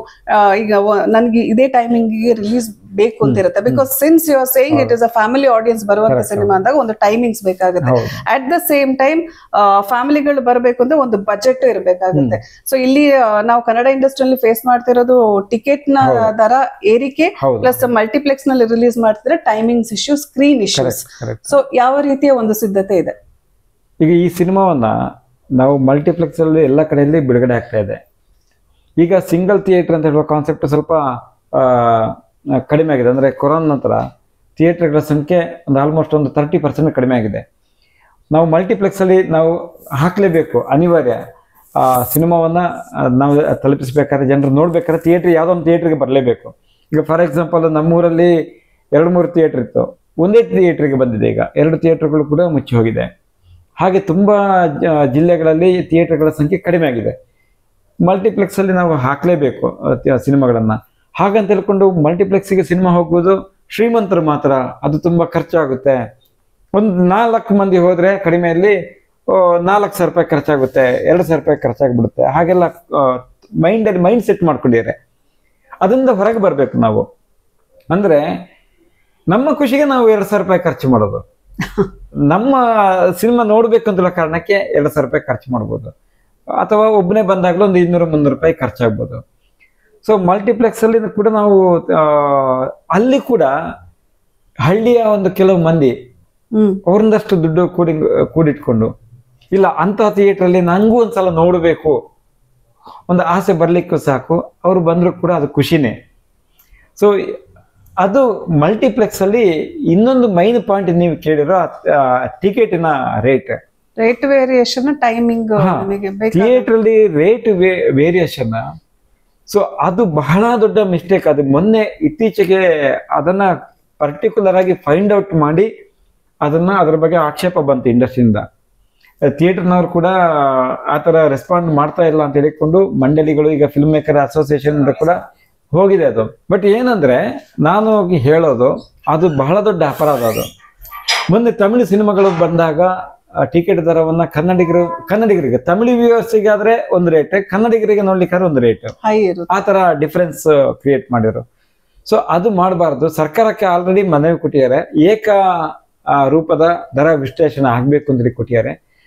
ಸಿನಿಮಾ ಇಂಡಸ್ಟ್ರಿಯವರು, ಈಗ ನಮ್ಮ ಯೂನಿಯನ್ ಅವರು ಹೇಳಿದ್ರೆ ಥಿಯೇಟರ್ನವ್ರು ಒಪ್ಕೊಳ್ಳಲ್ಲ, ಯಾಕಂದ್ರೆ ಅದು ಅವರದ್ದು ಪರ್ಸನಲ್ ಥಿಯೇಟರ್ಗಳು, ಅವರ ಖಾಸಗಿ ಭಾಗಿತ್ವದಲ್ಲಿ ಇರುವಂತ ಥಿಯೇಟರ್ಗಳು. ಸೊ ನಾನು ಹೇಳೋದು, ಸರ್ಕಾರ ಅದಕ್ಕೆ ಕಟ್ಟುನಿಟ್ಟಿನ ಒಂದು ರೂಲ್ಸ್ ಅನ್ನು ಮಾಡಬೇಕು. ಆಮೇಲೆ ಅತಿಯಾದ ರೇಟ್, ಒಂದು ದೊಡ್ಡ ಸಿನಿಮಾ ಬಂದಾಗ ಒಂದು ರೇಟ್, ಎವರೇಜ್ ಸಿನಿಮಾ ಬಂದಾಗ, ಅಥವಾ ಎವರೇಜ್ ಅಂದ್ರೆ ಮಿನಿಮಮ್ ಬಜೆಟಿನ ಸಿನಿಮಾ ಬಂದಾಗ ಒಂದು ರೇಟ್, ಹಾಗೆ ಮಾಡೋದಕ್ಕಿಂತ ಮಾಮೂಲಿ ಥಿಯೇಟರ್ಗಳಿಗೆ ಹೋಗ್ತಾ ಇದ್ದಾಗ ಏನು ಜನರಿಗೆ ಟಿಕೆಟ್ ಕೊಟ್ಟು ಒಂದು ಒಳ್ಳೆ ಸಿನಿಮಾ ನೋಡಿ ಬರ್ಲಿಕ್ಕೆ ಅವಕಾಶ ಇತ್ತು, ಹಾಗೊಂದು ಅವಕಾಶ ಆಗ್ಬೇಕು ಅಂತ ಟಿಕೆಟ್ ದರವನ್ನ ಸರ್ಕಾರನೇ ನಿಗದಿಪಡಿಸಬೇಕು. ಓಕೆ, ಒಂದು ಸಿನಿಮಾ ರಿಲೀಸ್ ಆದಾಗ ಸಿನಿಮಾ ತಂಡಕ್ಕೆ, ನಿರ್ದೇಶಕನಿಗೆ, ನಿರ್ಮಾಪಕನಿಗೆ ತುಂಬಾ ಬಲ ಕೊಡೋದು ಆ ತಂಡದ ಸಪೋರ್ಟ್ ಇದ್ದಾಗ. ಸೊ ನಿಮಗೆ ಈ ಒಂದು ಜರ್ನಿಯಲ್ಲಿ ಈಗ 29ಕ್ಕೆ ರಿಲೀಸ್ ಆಗ್ತಾ ಇದೆ ಅಂತ ಹೇಳಿದಾಗ ಮೋಸ್ಟ್ ನಿಮಗೆ ಸಪೋರ್ಟ್ ಆಗಿ ಒಂದು ಕಾಣಿಸುವಾಗೆ ಅನ್ಸೋದು ನಿಮ್ಮ ತಂಡ ಇದ್ದಾಗ. ಸೊ ನಿಮ್ಮ ತಂಡದ ಒಂದು ಸಪೋರ್ಟ್ ಹೇಗಿದೆ? ನಂಗೆ ಅದೊಂದು ಇಂಡಸ್ಟ್ರಿ ಪ್ರೆಸೆಂಟ್ ಒಂದಷ್ಟು ಸಿನಿಮಾ ತಂಡಗಳು ಫೇಸ್ ಮಾಡ್ತಿರೋ ಇಶ್ಯೂ ಅಂತ ಹೇಳಿದ್ರೆ ಕಾಸ್ಟ್ ಅಂಡ್ ಕ್ರ್ಯೂ ಸಪೋರ್ಟ್ ಇಲ್ಲದೆ ಇರೋದು. ಸಿನಿಮಾ ರಿಲೀಸ್ ಆಗುವಂತ ಸಂದರ್ಭದಲ್ಲಿ ಕೇವಲ ನಿರ್ದೇಶಕ, ನಿರ್ಮಾಪಕ, ಮೇಜರ್ ಒಂದೆರಡು ಆರ್ಟಿಸ್ಟ್ ಗಳು ಇದ್ರೆ ಇರ್ತಾರೆ, ಕೆಲವೊಮ್ಮೆ ಅವರು ಇರೋದಿಲ್ಲ. ಸೊ ನಿಮಗೆ ಹೇಗೆ ಸಪೋರ್ಟ್ ಇದೆ ಮತ್ತೆ ಈ ವಿಷಯವನ್ನು ಹೇಗೆ ಅಡ್ರೆಸ್ ಹೇಳ್ತೀರಿ, ಏನ್ ಹೇಳಕ್ ಇಷ್ಟಪಡ್ತೀರಿ? ತುಂಬಾ ಒಳ್ಳೆ ವಿಚಾರ ಇದು. ಏನಂದ್ರೆ ಪ್ರೆಸೆಂಟ್ ನಾವು ಕಾಣ್ತಾ ಇರುವಂತಹ ಸಮಸ್ಯೆ ಇದು. ಸಿನಿಮಾ ಮಾಡೋದಂದ್ರೆ ಅದರ ಹಿಂದೆ ಎಷ್ಟು ಶ್ರಮ ಇದೆ ಅಂತ ಹೇಳುವಂಥದ್ದು ಸಾಮಾಜಿಕವಾಗಿ ಯಾರಿಗೂ ಗೊತ್ತಿರಲ್ಲ. 2 ಗಂಟೆ ಸಿನಿಮಾ ನೋಡ್ತೀವಿ, ಬರ್ತೀವಿ ಅಷ್ಟೇ. ಒಬ್ಬ ನಿರ್ಮಾಪಕನ ಅಥವಾ ನಿರ್ದೇಶಕನ ಥಾಟಿಗೆ ಎಲ್ಲರೂ ಅದಕ್ಕೆ ಆ ಕಲ್ಪನೆಗೆ ರೂಪ ಕೊಡುವಂಥದ್ದು ಟೋಟಲ್ ಕಾನ್ಸೆಪ್ಟ್ ಅದು. ಸಿನಿಮಾ ಆದ್ಮೇಲೆ ಈಗ ಸೆನ್ಸರ್ ಆಗೋ ತನಕ ಎಲ್ಲವೂ ಚೆನ್ನಾಗಿರ್ತಾರೆ, ಅಥವಾ ಫಸ್ಟ್ ಪ್ರೆಸ್ ಮೀಟ್ ಆಗೋ ತನಕನೇ ಎಲ್ಲರೂ ಚೆನ್ನಾಗಿರ್ತಾರೆ. ನಿರ್ಮಾಪಕನ ಹತ್ರ ಏನೋ ಒಂದು ಸಮಸ್ಯೆ ಆಯ್ತು ಅಥವಾ ನಿರ್ದೇಶಕನ ಹತ್ರ ಏನೋ ಆ ಟೈಮಿಗೆ ಅದನ್ನು ಮುಗಿಸ್ಲಿಕ್ಕೆ ಆಗಿಲ್ಲ ಅಂದ್ರೆ ಇಮಿಡಿಯೇಟ್ ಆಗಿ ಎಲ್ಲರ ಉಳಿದವರು ಹೊರಗಿರ್ತಾರೆ. ಫೈನಲಿ ಉಳ್ಕೊಳ್ಳೋದು ನಿರ್ಮಾಪಕ ಮತ್ತು ನಿರ್ದೇಶಕ ಮಾತ್ರ. ಅಲ್ಲೂ ಕೂಡ ನಿರ್ದೇಶಕ ಎಷ್ಟೋ ಮಂದಿ ಸೈಲೆಂಟ್ ಆಗಿ, ನಿರ್ಮಾಪಕ ಮಾತ್ರ ಉಳ್ಕೊಳ್ಳುವ ಪರಿಸ್ಥಿತಿ ಬಂದಿದೆ. ಪರ್ಟಿಕ್ಯುಲರ್ ಆಗಿ ನನ್ನ ಹತ್ರನೇ ತುಂಬಾ ಮಂದಿ ಈ ವಿಚಾರವನ್ನ ಶೇರ್ ಮಾಡಿದ್ದಾರೆ. ಸರ್, ಸಿನಿಮಾ ಮಾಡಿದೀವಿ, ಡೈರೆಕ್ಟರ್ ಸೆನ್ಸರ್ ಮಾಡಿ ಕೊಟ್ರು, ಈಗ ಕಾಣಿಸ್ತಾ ಇಲ್ಲ, ಅವ್ರು ಇನ್ನೊಂದು ಸಿನಿಮಾ ಮಾಡ್ತಾ ಇದ್ದಾರೆ ಸರ್, ನಮಗೆ ಸಿಗ್ತಾನೆ ಇಲ್ಲ, ನಾನೇ ಎಲ್ಲ ಕಡೆ ಓಡಾಡ್ತಾ ಇದ್ದೀನಿ ಸರ್ ಅಂತೇಳಿ ಹಾಗೆ ಹೇಳಿದವರು ಇದ್ದಾರೆ. ಅಥವಾ ನಿರ್ಮಾಪಕ ಮತ್ತು ನಿರ್ದೇಶಕರ ಮಧ್ಯೆ ಭಿನ್ನಾಭಿಪ್ರಾಯ ಬಂದು ಸೆನ್ಸರ್ ಆದ್ಮೇಲೆ ಇಬ್ರು ಸೈಲೆಂಟ್ ಆಗಿದ್ದ ಉದಾಹರಣೆಗಳು ಇದೆ. ಅವನೇ ಬರ್ಲಿ ಮಾತಾಡ್ಲಿ, ಸಿನಿಮಾವನ್ನ ಟೇಕ್ ಆಫ್ ಮಾಡೋಣ ಅಂತೇಳಿ ನಿರ್ಮಾಪಕ ಕಾಯ್ತಾ ಇರ್ತಾನೆ. ನಿರ್ಮಾಪಕ ನಂಗೊಂದು ಫೋನ್ ಕಾಲ್ ಮಾಡ್ಲಿ, ನಾನು ಹೋಗ್ತೀನಿ ಅಲ್ಲಿಗೆ ಅಂತೇಳಿ ನಿರ್ದೇಶಕ ಆಗಿರ್ತಾನೆ. ಆ ಸಣ್ಣ ಈಗೋ ಕ್ಲಾಶ್, ಅದರಿಂದಾಗಿ ಎಷ್ಟೋ ಆಗಿದೆ. ಆಮೇಲೆ ಮೈನ್ ಆಗಿ ಆರ್ಟಿಸ್ಟ್ಗಳ ಬಗ್ಗೆ, ಈಗ ನನ್ನ ಇಷ್ಟು ಪ್ರಾಜೆಕ್ಟ್ ಅಲ್ಲಿ ನಂಗೆ ಆರ್ಟಿಸ್ಟ್ಗಳದ್ದು ಸಮಸ್ಯೆ ಬಂದಿಲ್ಲ. ಈಗ ಬಣ್ಣದ ಕೊಡೆಗೆ ಒಳ್ಳೆ ಟೀಮು, ಪ್ರೊಡ್ಯೂಸರ್ ಕೂಡ ಎಲ್ಲ ಸಪೋರ್ಟ್ ಮಾಡಿ ರಿಲೀಸ್ ಚೆನ್ನಾಗಾಯ್ತು. ಆಫ್ಟರ್ ರಿಲೀಸ್ ಕೂಡ ಪ್ರಮೋಷನ್ಗೆ ಬಂದ್ರು. ಈಗ ರಿಪ್ಪರ್ ಮಾಡಿದೆ, ರಿಲೀಸ್ಗೆ ರೆಡಿ ಇದೆ. ಆಲ್ರೆಡಿ 1.5 ವರ್ಷ ಆಯ್ತು ಅದು ಮುಗಿಸಿ, ಕೆಲಸ ಮುಗಿಸಿ. ಆದ್ರೆ ಇವತ್ತಿಗೂ ಆರ್ಟಿಸ್ಟ್ಗಳಿಗೆ ಕೇಳ್ತಾರೆ, ಸರ್ ಯಾವಾಗ ರಿಲೀಸ್, ನಾವು ಬರ್ಬೇಕಲ್ಲ ಸರ್, ಪ್ರೆಸ್ ಮೀಟಿಗೆ ಬರ್ಬೇಕಲ್ಲ ಸರ್, ನಾವು ಪ್ರಮೋಟ್ ಮಾಡ್ತೀವಿ ಸರ್, ಈಗಲೂ ಕೇಳ್ತಾರೆ. ಇದು ನಮ್ಮ ಶಾಲೆಯಲ್ಲಿ ಹಾಗೆ ಅದೇ ರೀತಿ ಪ್ರೊಡ್ಯೂಸರ್ ಕೂಡ ಡೈಲಿ ನನ್ನ ಗಮನಕ್ಕೆ ತಂದು ಅವರು ಕೂಡ ತುಂಬಾ ಆಸಕ್ತಿ ತಗೊಂಡು ಅವರು ಕೂಡ ಫಾಲೋಅಪ್ ಮಾಡಿಕೊಂಡು, ಆಮೇಲೆ ನಂಗೂ ಫೋನ್ ಮಾಡಿ ಆರ್ಟಿಸ್ಟ್ಗಳು ಕೂಡ ಅವರವರ ಸ್ಟೇಟಸ್ ಅಲ್ಲಿ ಪ್ರಮೋಟ್ ಮಾಡಿಕೊಂಡು, ಹೋದಲ್ಲಿ ಇಂಟರ್ವ್ಯೂಗಳಲ್ಲಿ ನೆಕ್ಸ್ಟ್ ಸಿನಿಮಾ ಮಾಡಿದಾಗ ಇದಕ್ಕಿಂತ ಬಿಫೋರ್ ನಾನು ಇದು ನಮ್ಮ ಶಾಲೆ ಅಂತ ಹೇಳೋ ಸಿನಿಮಾ ಮಾಡಿದ್ದೆ, ಆ ವಿಚಾರವನ್ನು ಕೂಡ ಪ್ರಸ್ತಾಪ ಮಾಡಿ, ಈವನ್ ಡಬ್ಬಿಂಗ್ ಬಂದವರು, ಡಬ್ಬಿಂಗ್ ಆರ್ಟಿಸ್ಟ್ ಕೂಡ ಹೇಳಿದ್ದಾರೆ ಅವರ ಇಂಟರ್ವ್ಯೂಗಳಲ್ಲಿ. ಡಬ್ಬಿಂಗ್ ಬಂದ ಬೇರೆ ಡಬ್ಬಿಂಗ್ ಆರ್ಟಿಸ್ಟ್ಗಳು ಕೂಡ ನಾನು ಇತ್ತೀಚೆಗೆ ಇದು ನಮ್ಮ ಶಾಲೆ ಅಂತೇಳಿ ಸಿನಿಮಾವನ್ನು ಮುಗಿಸ್ಕೊಂಡು ಬಂದೆ. ಅವರಿಗೆ ನಮ್ಮ ಹೇಳುವ ಅವಶ್ಯಕತೆ ಇಲ್ಲ, ಅವರು 116 ದಿನಕ್ಕೆ ಮಾಡ್ತಾ ಹೋಗ್ತಾರೆ. ಬಟ್ ಪರ್ಟಿಕ್ಯುಲರ್ ಆಗಿ ಅದನ್ನ ಹೆಸರನ್ನು ಹೇಳ್ಕೊಂಡು ಬಂದಿದ್ದಾರೆ. ಸೊ ಟೋಟಲಿ ನನ್ನ ಟೀಮಲ್ಲಿ ಎಲ್ಲರೂ ಕೂಡ ಕಾಸ್ಟ್ ಅಂಡ್ ಕ್ರ್ಯೂ ಏನಿದೆ ಅವರೆಲ್ಲ ಸಪೋರ್ಟ್ ಮಾಡ್ತಾ ಇದ್ದಾರೆ. ಅಂದ್ರೆ ನಾವು ಹೇಗೆ ನಾವು ಹ್ಯಾಂಡಲ್ ಮಾಡ್ತೀವೋ, ನಾವು ಹೇಗೆ ಅವರ ಜೊತೆ ಒಡನಾಟ ಇಟ್ಕೊಡ್ತೀವೋ, ನಮ್ಮ ಸಿನಿಮಾ ಮುಗಿದ ಮೇಲೆ ಅವರನ್ನು ಹಾಗೆ ಆರ್ಟಿಸ್ಟ್ಗಳನ್ನು ಬಿಟ್ಟುಕೊಡೋದಲ್ಲ, ಆರ್ಟಿಸ್ಟ್ಗಳು ಕೂಡ ಈ ಕಷ್ಟ ಶ್ರಮವನ್ನ ಅರ್ಥಕೊಂಡೇ ಬಂದಿರ್ತಾರೆ. ಅವರು ಕೂಡ ಸಪೋರ್ಟ್ ಮಾಡಬೇಕು. ಸಪೋರ್ಟ್ ಮಾಡಿದ್ರೆ ಮಾತ್ರ ಇದೊಂದು ಒಳ್ಳೆ ಫುಲ್ ಮೀಲ್ಸ್. ಈಗ ಊಟಕ್ಕೆ ಏನೆಲ್ಲ ಬೇಕು, ಕಂಟೆಂಟ್ಗಳು ಬೇಕು, ಹಾಗೆ ಎಲ್ಲ ವರ್ಗವೂ ಬೇಕು. ಅದು ಒಂದು ಮಿಸ್ ಆದ್ರೆ ಕೂಡಲೇ ನಮ್ಗೆ ಗೊತ್ತಾಗುತ್ತೆ ಏನೋ ಒಂದು ಮಿಸ್ ಹೊಡಿತಾ ಅಂತ ಹೇಳ್ಕೊಂಡು, ಆ ಟೇಸ್ಟ್ ಬರಲ್ಲ. ಸೊ ಇದು ಒಂದು ಮನೆ, ಸಿನಿಮಾ ಅಂತ ಹೇಳೋದು, ಸಿನಿಮಾ ನಿರ್ಮಾಣ ಅಂತ ಹೇಳೋದು, ಪ್ರೊಡಕ್ಷನ್ ಅಂತ ಹೇಳೋದು ಒಂದು ಮನೆ ಕ್ರಿಯೇಟ್ ಆದಾಗೆ. ಅಷ್ಟು ಪಿಲ್ಲರ್ಗಳು ಅದೆಲ್ಲ, ಯಾರು ಆರ್ಟಿಸ್ಟ್ಗಳು, ಕ್ರೂ ಸೆಕ್ಷನ್ ಇರ್ಬೋದು, ಬೇರೆ ಬೇರೆ ಟೆಕ್ನಿಷಿಯನ್ಸ್ ಇರ್ಬೋದು, ಅಪ್ ಟು ಸೆನ್ಸರ್ ಆಗಿ ಬಿಡುಗಡೆ ಆಗೋ ತನಕ ಈವನ್ ಥಿಯೇಟರ್ ಥಿಯೇಟರ್ ಬಾಯ್, ಹಾಗೆ ಅದೊಂದು ಎಲ್ಲ ಪಿಲ್ಲರ್ಗಳು. ಅದೆಲ್ಲ ಎಲ್ಲ ಪಿಲ್ಲರ್ಗಳಿದ್ರೆ ಮಾತ್ರ ಒಂದು ಒಳ್ಳೆ ಮನೆ ನಿರ್ಮಾಣ ಆಗುತ್ತೆ, ನೋಡ್ಲಿಕ್ಕೆ ಚೆನ್ನಾಗಿರುತ್ತೆ, ಒಂದು ಒಳ್ಳೆ ವಾಸ್ತವ್ಯ ಮಾಡಿದಾಗೆ ಆಗುತ್ತೆ. ಸೊ ಹಾಗಾಗಿ ಮನೆಯನ್ನ ಕಾಪಾಡ್ಕೊಳ್ಳಿಕ್ಕೆ ಎಲ್ಲ ಟೀಮ್ ಕೂಡ ಅದೊಂದು ಮುಗಿದು ಆಯ್ತು, ಎಸ್ ನನ್ನ ಜವಾಬ್ದಾರಿ ಮುಗೀತು ಅಂತ ಹೇಳುವ ತನಕ ಆದ್ರೂ ಸಪೋರ್ಟ್ ಮಾಡಲಿ. ಎಷ್ಟೇ ಬಿಸಿ ಇರ್ಲಿ, ಒಂದು ಸಣ್ಣ ಟೈಮಿಂಗ್ ಅನ್ನ ಅದಕ್ಕೆ ಕೊಡ್ಬೇಕು, ಇಡ್ಬೇಕು. ಸ್ವಲ್ಪ ಸಮಯವನ್ನ. ಒಂದ್ ಸಿನಿಮಾ ಶುರು ಮಾಡ್ಬೇಕಾದ್ರೆ ಹೇಗೆ ಇದು ನನ್ನ ಸಿನಿಮಾ ಅಂತ ಶುರುವಾಗುತ್ತೆ, ಸಿನಿಮಾ ಎಷ್ಟೋ ಬಾರಿ ಸಿನಿಮಾ ಮುಗಿಯುವಷ್ಟರಲ್ಲಿ ಈ ಸಿನಿಮಾಗೂ ನನಗೂ ಸಂಬಂಧನೇ ಇಲ್ಲ, ಅಥವಾ ನಾನ್ ಬೇರೆ ವಿಚಾರದಲ್ಲಿ ಬಿಸಿ ಇದ್ದೀನಿ, ನನ್ಗೆ ಬರಕ್ ಆಗಲ್ಲ. ಯಾಕೆಂದ್ರೆ ಈಗಿನ ಪ್ರೆಸೆಂಟ್ ನಮ್ಮ ಸಿಚುವೇಶನ್, ನಮ್ಮ ಈ ಪ್ರಪಂಚ ಹೇಗಿದೆ ಅಂತ ಹೇಳಿದ್ರೆ ಕೂತಲ್ಲಿ ನೀವು ನಿಮ್ಮ ಸಿನಿಮಾದ ಬಗ್ಗೆ ಮಾತಾಡಬಹುದು. ತಾನಾಗಿ ಫಿಸಿಕಲ್ ಆಗಿ ಅಪಿಯರೆನ್ಸ್ ಆಗ್ಲಿಕ್ಕೆ ಆಗದೆ ಹೋದ್ರುನು ಕೂತಲ್ಲಿ ಇದು ನಾನು ಮಾಡಿದ ಸಿನಿಮಾ ರಿಲೀಸ್ ಆಗ್ತಾ ಇದೆ, ಈ ಸಿನಿಮಾಕ್ಕೆ ಜನ ಬರ್ಬೇಕು ಅಂತ ಒಂದು ಮಾಡಬಹುದು ಇರುತ್ತೆ. ಆದ್ರೂನು ಸಪೋರ್ಟ್ ಇರಲ್ಲ. ಬಟ್ ಅದಕ್ಕೆ ಒಬ್ರನ್ನೊಬ್ರು ಹೊಣೆ ಮಾಡ್ಕೊಳ್ಳೋ ಬದಲು ಇದು ನನ್ನ ಸಿನಿಮಾ, ಈ ಇಂಡಸ್ಟ್ರಿಗೆ ಇದು ನನ್ನ ಸೇವೆ, ನನಗೆ ಈ ಇಂಡಸ್ಟ್ರಿಯಲ್ಲಿ ಊಟ ಸಿಕ್ಕಿದೆ, ಒಂದ್ ಹೊತ್ತು ಅನ್ನ ಸಿಕ್ಕಿದೆ, ನಾನು ಇದರಿಂದ ಬದುಕ್ತಾ ಇದ್ದೀನಿ, ಇದರಿಂದ ನನಗೆ ಮುಂದೆ ಹಲವಾರು ಅವಕಾಶಗಳು ಸಿಗಬಹುದು, ಸಿಗುತ್ತೆ. ಒಬ್ಬ ಆರ್ಟಿಸ್ಟ್ ಗೆ ಸಿನಿಮಾದಲ್ಲಿ ಡೈರೆಕ್ಟರ್ ಮತ್ತೆ ಪ್ರೊಡ್ಯೂಸರ್ ನ ಬಿಟ್ಟು ಒಂದು ಸಿನಿಮಾ ಆದ್ಮೇಲೆ ಸಿನಿಮಾ ಗೆದ್ರೆ ಎಲ್ರಿಗೂ ಕೆಲಸ ಸಿಗುತ್ತೆ. ಒಂದು ವೇಳೆ ಸಿನಿಮಾ ಸೋತಲ್ಲಿ ಡೈರೆಕ್ಟರ್, ಆರ್ಟಿಸ್ಟ್ ಮತ್ತು ನಿರ್ಮಾಪಕ ಖಾಲಿ ಥಿಯೇಟರ್ ಮುಂದೆ ನಿಂತಿರ್ತಾನೆ. ಆದ್ರೆ ಉಳಿದವರೆಲ್ಲರೂ ತಮ್ಮ ತಮ್ಮ ಕೆಲಸ ಮುಂದಕ್ಕೆ ಹೋಗ್ತಾ ಇರ್ತಾರೆ. ಬಟ್ ಎಷ್ಟೇ ಮುಂದಕ್ಕೆ ಹೋದ್ರು ಒಂದ್ಸತಿ ಡೈರೆಕ್ಟರ್ಗೆ ಅಥವಾ ನಿರ್ಮಾಪಕನಿಗೆ ತಿರುಗಿ ಮಾತಾಡಲ್ಲ, ಒಂದು ಮೆಸೇಜ್ ಬರುತ್ತೆ, EMI ಕಟ್ಟಬೇಕು ಸರ್, ಒಂಚೂರು ಬ್ಯಾಲೆನ್ಸ್ ಇದೆ ಹಾಕಿ ಅಂತ ಹೇಳ್ಕೊಂಡು ಪಾಪ ನಿರ್ದೇಶಕ ನಿರ್ಮಾಪಕ ಎಲ್ಲಾ ಕ್ಲಿಯರ್ ಮಾಡಿದ್ರು ಕನ್ವಿನ್ಸ್ ಕೊಟ್ಟಿಲ್ಲ ಸರ್, ಅದಕ್ಕೆ ಬರ್ಲಿಲ್ಲ. ಈ ರೀತಿಯ ಹಲವು ವಿಚಾರಗಳು ಬರ್ತಾ ಇರುತ್ತೆ. ಬಟ್ ಅದನ್ನೆಲ್ಲ ಬಿಟ್ಟು ಒಂದು ಸಿನಿಮಾ ರಿಲೀಸ್ ಆದಾಗ ಇದು ನನ್ನ ಸಿನಿಮಾ ಸರ್, ನಾನು ಎಲ್ಲಿ ಇದ್ರೂ ಪ್ರಮೋಟ್ ಮಾಡ್ತೀನಿ ಸರ್, ಇದು ನನ್ನ ಜವಾಬ್ದಾರಿ ಸರ್, ಇದು ನನ್ನ ಇಂಡಸ್ಟ್ರಿಗೆ ನನ್ಗಿರುವ ಋಣ ಸರ್, ನಾನು ನಿಮಗೋಸ್ಕರ ಕೆಲಸ ಮಾಡಿದ್ದೀನಿ ಸರ್, ನೀವು ನನಗೆ ಕೆಲಸ ಕೊಟ್ಟಿದ್ದೀರಾ ಸರ್, ಈ ಸಿನಿಮಾ ಗೆಲ್ಲಬೇಕು ಸರ್, ಗೆಲ್ಲುತ್ತೋ ಸೋಲುತ್ತೋ ಸಿನಿಮಾ ರಿಲೀಸ್ ಆಗಿ ಅದಕ್ಕೊಂದು ಬಿಸ್ನೆಸ್ ಆಗಿ ಅದು ಜನರಿಗೆ ಮುಟ್ಟೋವರೆಗೂ ನಾನು ಕೆಲಸ ಮಾಡ್ತೀನಿ ಸರ್ ಅಂತ ಬರೋದು ತುಂಬಾ ಅಪರೂಪ. ಕೆಲವರಿಗೆ ಆ ಋಣ ಇರುತ್ತೆ, ಉಳಿದವರೆಲ್ಲರೂ ತಾನಾಯ್ತು ತನ್ನ ಪ್ರೀತಿ ಜವಾಬ್ದಾರಿ ಕೊಟ್ಟವರು ಮಾತ್ರ ಇಂಡಸ್ಟ್ರಿಯಲ್ಲಿ ಗೆದ್ದಿದ್ದಾರೆ ಮತ್ತೆ ಉಳ್ಕೊಳ್ತಾರೆ. ಆಮೇಲೆ ಒಂದು ಆರ್ಟಿಸ್ಟ್ ಅನ್ನು ನೋಡಿ, ನಾವು ಈ ಪಾತ್ರಕ್ಕೆ ಇವರು ಸೆಟ್ ಆಗ್ತಾರೆ ಅಂತೇಳಿ ನಾವು ಬಹಳ ಕಾಳಜಿ ಇಟ್ಟು ಅವ್ರನ್ನ ಆಯ್ಕೆ ಮಾಡಿರ್ತೀವಿ. ಅವ್ರನ್ನ ಆಯ್ಕೆ ಅಲ್ಲ, ನಮಗೆ ಒಂದು 10 ಒಂದು 5 100 ಪ್ರೊಫೈಲ್ ಬಂದಿರ್ಬೋದು, ಬಟ್ ಆಯ್ಕೆ ಆಗಿರುತ್ತೆ. ನಾವು ಆಯ್ಕೆ ಮಾಡಿರೋ ಕಾಳಜಿ ಅದು ಅವರಿಗೆ ಅದೃಷ್ಟವೂ ಹೌದು. ಎಷ್ಟೋ ಸಲ ಸಿನಿಮಾ ಗೆದ್ರೆ ಅವರಿಗೂ ಅದೃಷ್ಟವಾಗಿ, ಅವರಿಗೆ ಅವಕಾಶ ಸಿಕ್ಕಿದ್ದು ಅದೃಷ್ಟವಾಗಿ, ಅವಕಾಶಕ್ಕಾಗಿ ಸಾವಿರಾರು ಜನ ಕಾಯ್ತಾ ಇರ್ತಾರೆ. ಅಂಥದ್ರಲ್ಲಿ ಅವರಿಗೆ ಅವಕಾಶ ಸಿಕ್ಕಿದ್ದನ್ನ ನೋಡಿ, ಇದೊಂದು ಶ್ರದ್ಧೆಯಿಂದ ಮಾಡ್ಬೇಕು, ಭಕ್ತಿಯಿಂದ ಮಾಡ್ಬೇಕು ಅನ್ನೋ ಒಂಥರ ದೇವರ ಸ್ಥಾನದಲ್ಲಿ ನಿಂತುಕೊಂಡು ನಮಗೆ ಜೀವನದ ದಾರಿ ಇದು ಸಿನಿಮಾ ಅಂದ್ರೆ.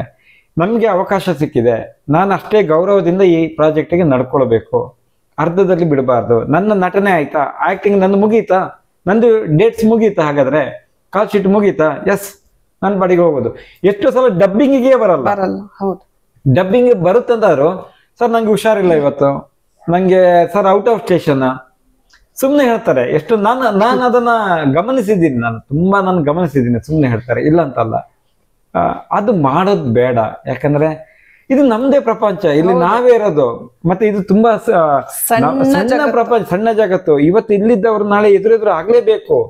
ಈ ಸಿನಿಮಾ ಅಲ್ಲ ಅಂದ್ರೆ ಇನ್ನೊಂದು ಸಿನಿಮಾದಲ್ಲಿ ಕೆಲಸ ಮಾಡ್ತಾ ಇರುತ್ತೆ ನೋಡಿ. ಈಗ ಈ ಸಂಸ್ಥೆಯ ಮುಖ್ಯಸ್ಥರೇನಿದ್ದಾರೆ ಸಂತೋಷ್ ಅವರು, ನಾನು ಮತ್ತೆ ಅವರು ಒಂದು 20 ವರ್ಷದ ಸ್ನೇಹಿತರು. ಆದ್ರೆ ಗ್ಯಾಪ್ ನಮ್ದು ಮಿಡ್ಲಲ್ಲಿ ಗ್ಯಾಪ್ ಒಂದು 7-8 ವರ್ಷ ನಾವು ಮೀಟೇ ಆಗಿರ್ಲಿಲ್ಲ. ಅದೇ ಜಗತ್ತು ಚಿಕ್ಕದು ಹೇಗಂದ್ರೆ, ಮತ್ತೆ ಇದೇ ಸರ್ಕಲ್ ಅಚಾನಕ್ ಆಗಿ ಇಂಥದ್ದೊಂದು ಕಾರ್ಯಕ್ರಮದಲ್ಲಿ ಎದುರೆದುರಾದವು, ಮತ್ತೆ ಪುನಃ ನಮ್ಗೆ ಬಾಂಡಿಂಗ್ ಬೆಳೆಯಿತು. ಹಾಗೆ ಇದೇ ಆರ್ಟಿಸ್ಟ್ ನಾಳೆ ಇದೇ ಡೈರೆಕ್ಟರ್, ಒಬ್ಬ ಡೈರೆಕ್ಟರ್ ನಾಳೆ ಬಹುಕೋಟಿ ಬಹಳ ದೊಡ್ಡ ಪ್ಯಾನ್ ಇಂಡಿಯಾ ಕಾನ್ಸೆಪ್ಟ್ ಅಲ್ಲಿ ಸಿನಿಮಾ ಮಾಡ್ಬೋದು. ಹೌದು, ಅದೇ ಆರ್ಟಿಸ್ಟ್ ನಾಳೆ ಅವಕಾಶಕ್ಕೆ ಆಡಿಷನ್ಗೆ ಬರ್ಬೋದು, ಅಥವಾ ಅದೇ ಆರ್ಟಿಸ್ಟ್ ಬೇಕಾಗ್ಬೋದು ಆ ಕಾನ್ಸೆಪ್ಟಿಗೆ. ಹಾಗಾಗಿ ಇಲ್ಲಿ ಬಾಂಧವ್ಯ ಚೆನ್ನಾಗಿದ್ರೆ ಅವಕಾಶಗಳು ಬಂದಾಗ ಬೆಳೀಲಿಕ್ಕೆ ಅನುಕೂಲ ಆಗುತ್ತೆ. ಬಾಂಧವ್ಯ ಕಳೆದು ಹೋದ್ರೆ ಮಾತ್ರ, ಈಗ ನಮ್ಮ ಹತ್ರ ಕೇಳೇ ಕೇಳ್ತಾರೆ, ಒಬ್ರು ಆರ್ಟಿಸ್ಟ್ ಅನ್ನು ಇನ್ನೊಂದು ಸಿನಿಮಾಕ್ಕೆ ಹೋದಾಗ ಕೇಳೇ ಕೇಳ್ತಾರ ಡೈರೆಕ್ಟರ್ ಪ್ರೊಡ್ಯೂಸರ್, ಯಾವ್ದ್ರಪ್ಪ ನೀನು ಆಕ್ಟ್ ಮಾಡಿದ್ಯಾ, ಯಾವ್ದ್ರಲ್ಲಮ್ಮ ಆಕ್ಟ್ ಮಾಡಿದ್ಯಾ ಸರ್, ನಾನು ಇದು ನಮ್ಮ ಶಾಲೆಯಲ್ಲಿ ಮಾಡಿದ್ದೀನಿ ಅಂತ ಹೇಳ್ತಾರೆ. ಅವ್ರೇನ್ ಮಾಡ್ತಾರೆ, ಹೌದಾ ತಿಳಿಸ್ತೀವಿ ಅಂತ ಹೇಳ್ತಾರೆ. ಇಂಡೈರೆಕ್ಟ್ ಆಗಿ ನಮಗೆ ಫೋನ್ ಹೊಡಿತಾರೆ, ಪ್ರಶ್ನೆ ಮಾಡ್ತಾರೆ, ನೋಡಿ ಈ ಆರ್ಟಿಸ್ಟ್ ಅನ್ನು ನಾವು ಫೈನಲ್ ಮಾಡ್ಬೇಕಂತ ಇದ್ದೀವಿ, ಹೇಗೆ ಆರ್ಟಿಸ್ಟ್ ಟೈಮಿಂಗ್ ಸರಿಯಾಗಿ ಸ್ಪಾಟಿಗೆ ಬರ್ತಾರಾ, ಡಬ್ಬಿಂಗಿಗೆ ಬರ್ತಾರ ಅಂತ ಕೇಳ್ತಾರೆ. ಅವರು ನಮ್ಮ ಹತ್ರ ಒಂದು ಒಪಿನಿಯನ್ ಕೇಳ್ತಾರೆ. ಆವಾಗ ಎಲ್ಲಾದ್ರೂ ನಾವು ಅಯ್ಯೋ ಅವರನ್ನು ನಿಭಾಯಿಸೋದ ಕಷ್ಟ, ನಾವು ಬಹಳ ಸುಸ್ತಾಗಿ ಬಿಟ್ಟಿವು, ಮತ್ತೆ ನಿಮ್ಮ ಇಷ್ಟ ಸಾರ್ ಅಂತೇಳಿ ನಾವು ಒಂದು ಮಾತು ಹೇಳಿಬಿಟ್ರೆ ಅದು ಅವರಿಗೊಂದು ರಿಮಾರ್ಕ್ ಆಗಿಬಿಡುತ್ತೆ. ಯಾರಿಗೆ ಆರ್ಟಿಸ್ಟ್ ಬಂದ ಒಂದು ಅವಕಾಶ ಕೂಡ ಅವರಿಗೆ ತಪ್ಪಿ ಹೋಗುತ್ತೆ. ಬೇಡ, ಹಾಗೆ ಅಂಥದ್ದೆಲ್ಲ ಆಗೋದು ಬೇಡ. ಎಲ್ಲರೂ ಚೆನ್ನಾಗಿರ್ಬೇಕು, ಕಲಾವಿದರು ಕೂಡ ಸಾಥ್ ಕೊಡಬೇಕು, ಟೆಕ್ನಿಷಿಯನ್ಸ್ ಸಾಥ್ ಕೊಡಬೇಕು. ಒಬ್ಬ ನಿರ್ಮಾಪಕ ಅವನ ಕಷ್ಟಪಟ್ಟ ದುಡ್ಡನ್ನ ಒಂದು ಇಂಡಸ್ಟ್ರಿಗೆ ನಂಬಿಕೊಂಡು ಇಷ್ಟು ಮಂದಿಯನ್ನು ನಂಬ್ಕೊಂಡು ಹಾಕೋದು. ಅವನು ಖಾಲಿ ನಿರ್ದೇಶಕನನ್ನು ಮಾತ್ರ ಅಲ್ಲ, ತಂತ್ರಜ್ಞರನ್ನ, ಆರ್ಟಿಸ್ಟ್ಗಳನ್ನ, ಜನರನ್ನ ಎಲ್ಲರನ್ನ ನಂಬ್ಕೊಂಡು ಒಂದು ದುಡ್ಡನ್ನು ಹಾಕಿರ್ತಾನೆ. ಅವನೊಂದು ಸ್ವಲ್ಪ ನೆಮ್ಮದಿಯಲ್ಲಿ ಅದು ದುಡ್ಡು ಬರುತ್ತಾ ಇಲ್ವೋ ಆಮೇಲೆದು ಬಟ್ ಅವನ ರಿಲೀಸ್ ಆಗೋ ತನಕ ಕೂಡ ಕೈ ಜೋಡಿಸಿದೆ. ಅದು ಕೆಲವು ಸಲ ಡ್ಯೂರೇಷನ್ ಸ್ವಲ್ಪ ಲೇಟ್ ಆಗ್ಬೋದು. ಸೆನ್ಸರ್ ಆದ ಕೂಡಲೇ ನಾಳೆನೇ ಒಂದು ತಿಂಗಳಲ್ಲಿ ರಿಲೀಸ್ ಮಾಡ್ಬೇಕು ಅಂತ, ಯಾಕಂದ್ರೆ ಅವರವರ ಕಷ್ಟ ಒಂದೊಂದು ವಿಚಾರಗಳಿರ್ತವೆ. ಪ್ರೊಡಕ್ಷನ್ ಹೌಸ್ಗೆ ಸಂಬಂಧಪಟ್ಟದ್ದು ಅವ್ರದ್ದು ಏನೋ ಕಾರಣಕ್ಕಿರುತ್ತೆ, ಅಥವಾ ಈಗ ಟೈಮ್ ಚೆನ್ನಾಗಿಲ್ಲ ಸ್ವಲ್ಪ ದಿನ ಬಿಟ್ಟು ರಿಲೀಸ್ ಮಾಡೋಣ, ಅಥವಾ ಒಂದು 6 ತಿಂಗಳು ಬಿಟ್ಟು, ಏನೋ ಒಂದು ಕಾರಣ ಇರುತ್ತೆ. ರಿಲೀಸ್ ಡಿಲೇ ಆಗ್ಲಿಕ್ಕೆ ಏನೋ ಒಂದು ಕಾರಣ ಇರುತ್ತೆ. ಅವರು ಸಿನಿಮಾ ಮಾಡಿದ್ರು, ನಾವು ಆಕ್ಟ್ ಮಾಡಿದ್ದೀವಿ, ಅಥವಾ ನಾವು ಬೇರೆ ತರ ವರ್ಕ್ ಮಾಡಿದ್ದೀವಿ, ರಿಲೀಸ್ ಮಾಡಿಲ್ಲ, ನಾವು ಬ್ಯುಸಿ, ನಮ್ಗೆ ಅದಕ್ಕೆ ಸಂಬಂಧ ಇಲ್ಲ, ನಮ್ಮ ಡ್ಯೂಟಿ ಮಾಡಿದ್ದೀವಿ. ಹಾಗೆಲ್ಲ ಅವಕಾಶ ಬಂದಿದೆ, ನಿಭಾಯಿಸಿದ್ದೀವಿ, ಮಾಡಿ ಮುಗಿಸಿಕೊಟ್ಟಿದ್ದೀವಿ. ಒಂದು ಆ ದೋಣಿಯನ್ನ ಅರ್ಧದಲ್ಲಿ ಮುಕ್ಕಾಲು ಭಾಗ ಬಂದಿರುತ್ತೆ. ದೋಣಿ ಸೆನ್ಸಾರ್ ಅಂತ ಹೇಳಿದ್ರೆ ಒಂದು ಮುಕ್ಕಾಲು ಭಾಗ ಬಂದಿರುತ್ತೆ, ಇನ್ನೊಂದು 25% ಮಾತ್ರ ದಡ ಸೇರ್ಲಿಕ್ಕೆ ಇರೋದು. 75% ತನಕ ಸಾಥ್ ಕೊಟ್ಟವರು ಒಂದು 25%ಗೆ ಸಾಥ್ ಕೊಟ್ರೆ ಸುಂದರವಾಗಿರುತ್ತೆ ಅಂತೇಳಿ. ಹೌದು, ಒಂದು ಸಿನಿಮಾ ಗೆಲ್ಬೇಕು ಅಂತ ಹೇಳಿದ್ರೆ ಇಡೀ ತಂಡ, ಬರೀ ಬಂಡವಾಳ ಹಾಕಿದವರು, ಕತೆ ಕಟ್ಟಿದವರು ಮಾತ್ರ ಅಲ್ಲ, ಟೆಕ್ನಿಷಿಯನ್ಸ್ ಇರ್ಬೋದು, ಆರ್ಟಿಸ್ಟ್ ಇರ್ಬೋದು, behind the scene makeup artist, ಸಿನಿಮಾ ನಿರ್ದೇಶಕರು, ಐ ಮೀನ್ ಸಂಗೀತ ನಿರ್ದೇಶಕರು, ಎಲ್ಲರ ಒಂದು ಪಾತ್ರ ಬಹಳ ಮುಖ್ಯ ಒಂದು ಸಿನಿಮಾ ಗೆಲ್ಲೋದ್ರಲ್ಲಿ. ಯಾಕಂದ್ರೆ ಪ್ರಮೋಷನ್ ಇಂದ ಹಿಡಿದು ಸಿನಿಮಾ ರಿಲೀಸ್ ಆಗೋವರೆಗೂ ಒಂದು ದೊಡ್ಡ ರೀತಿಯಲ್ಲಿ ಆಡಿಯನ್ಸ್ ಅನ್ನ ವೆಲ್ಕಮ್ ಮಾಡಿದ್ರೆ ಅದಕ್ಕಿಂತ ದೊಡ್ಡ ಗೆಲುವು ಆ ತಂಡಕ್ಕೆ ಇರಲ್ಲ. ಬಿಕಾಸ್ ಆಡಿಯನ್ಸ್ ಗೆ ಥಿಯೇಟರ್ ಗೆ ಬಂದಾಗ ಇಡೀ ತಂಡ ಇದೆ ಅಂತ ಕಂಡಾಗ ರೆಡ್ ಕಾರ್ಪೆಟ್ ಹಾಕಿ ವೆಲ್ಕಮ್ ಮಾಡಿದಂತ ಒಂದು ಖುಷಿ ಆಗುತ್ತೆ ಅವರಿಗೆ. ನಮ್ಮ ಫೇವ್ರೆಟ್ ಆರ್ಟಿಸ್ಟ್ ನೋಡೋ ಥಿಯೇಟರ್ ಅಲ್ಲಿ ನೋಡ್ಲಿಕ್ಕೆ ಕಣ್ತುಂಬಿಕೊಂಡಿದ್ದೀವಿ ಅಂತ ಅನ್ಕೊಂಡು.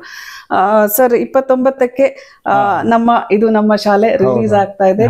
ನಿಮಗೂ ನಿಮ್ಮ ಟೀಮಿಗೂ wish you all the best. ಈ ಸಿನಿಮಾ ಇದು ನಮ್ಮ ಶಾಲೆ, ಇದು ನಮ್ಮ ಸಿನಿಮಾ ಅಂತ ಕನ್ನಡದ ಜನರ ಬಾಯಿ ಮಾತಾಗ್ಲಿ ಅಂತ ಹಾರೈಸ್ತೇನೆ. ನಿಮಗೆ ಇದು ದೊಡ್ಡ ಗೆಲುವು ಕೊಡ್ಲಿ ಅಂತ ಹಾರೈಸ್ತಾ, ಪ್ರಶಸ್ತಿಗಳು ಹಾಗೂ ಸಬ್ಸಿಡಿಗಳು ಅದಾಗೆ ನಿಮ್ಮನ್ನ ಹುಡ್ಕೊಂಡು ಬರ್ಲಿ ಅಂತಾನು ಆಶಿಸ್ತೇನೆ. All the best sir. Thanks madam, thanks. ಇದು ಇವತ್ತಿನ ಲೆಟ್ಸ್ ಟಾಕ್ ಕಾರ್ಯಕ್ರಮದಲ್ಲಿ ರಿಲೀಸ್ ಆಗ್ತಿರೋ ಸಿನಿಮಾದ ಇದು ನಮ್ಮ ಶಾಲೆ ಸಿನಿಮಾದ ಬಗ್ಗೆ ಮಾತಾಡಿದ್ದು. ಇಲ್ಲಿಗೆ ಈ ಕಾರ್ಯಕ್ರಮನ ಮುಗಿಸ್ತಾ ಇದ್ದೀನಿ. Good bye, take care.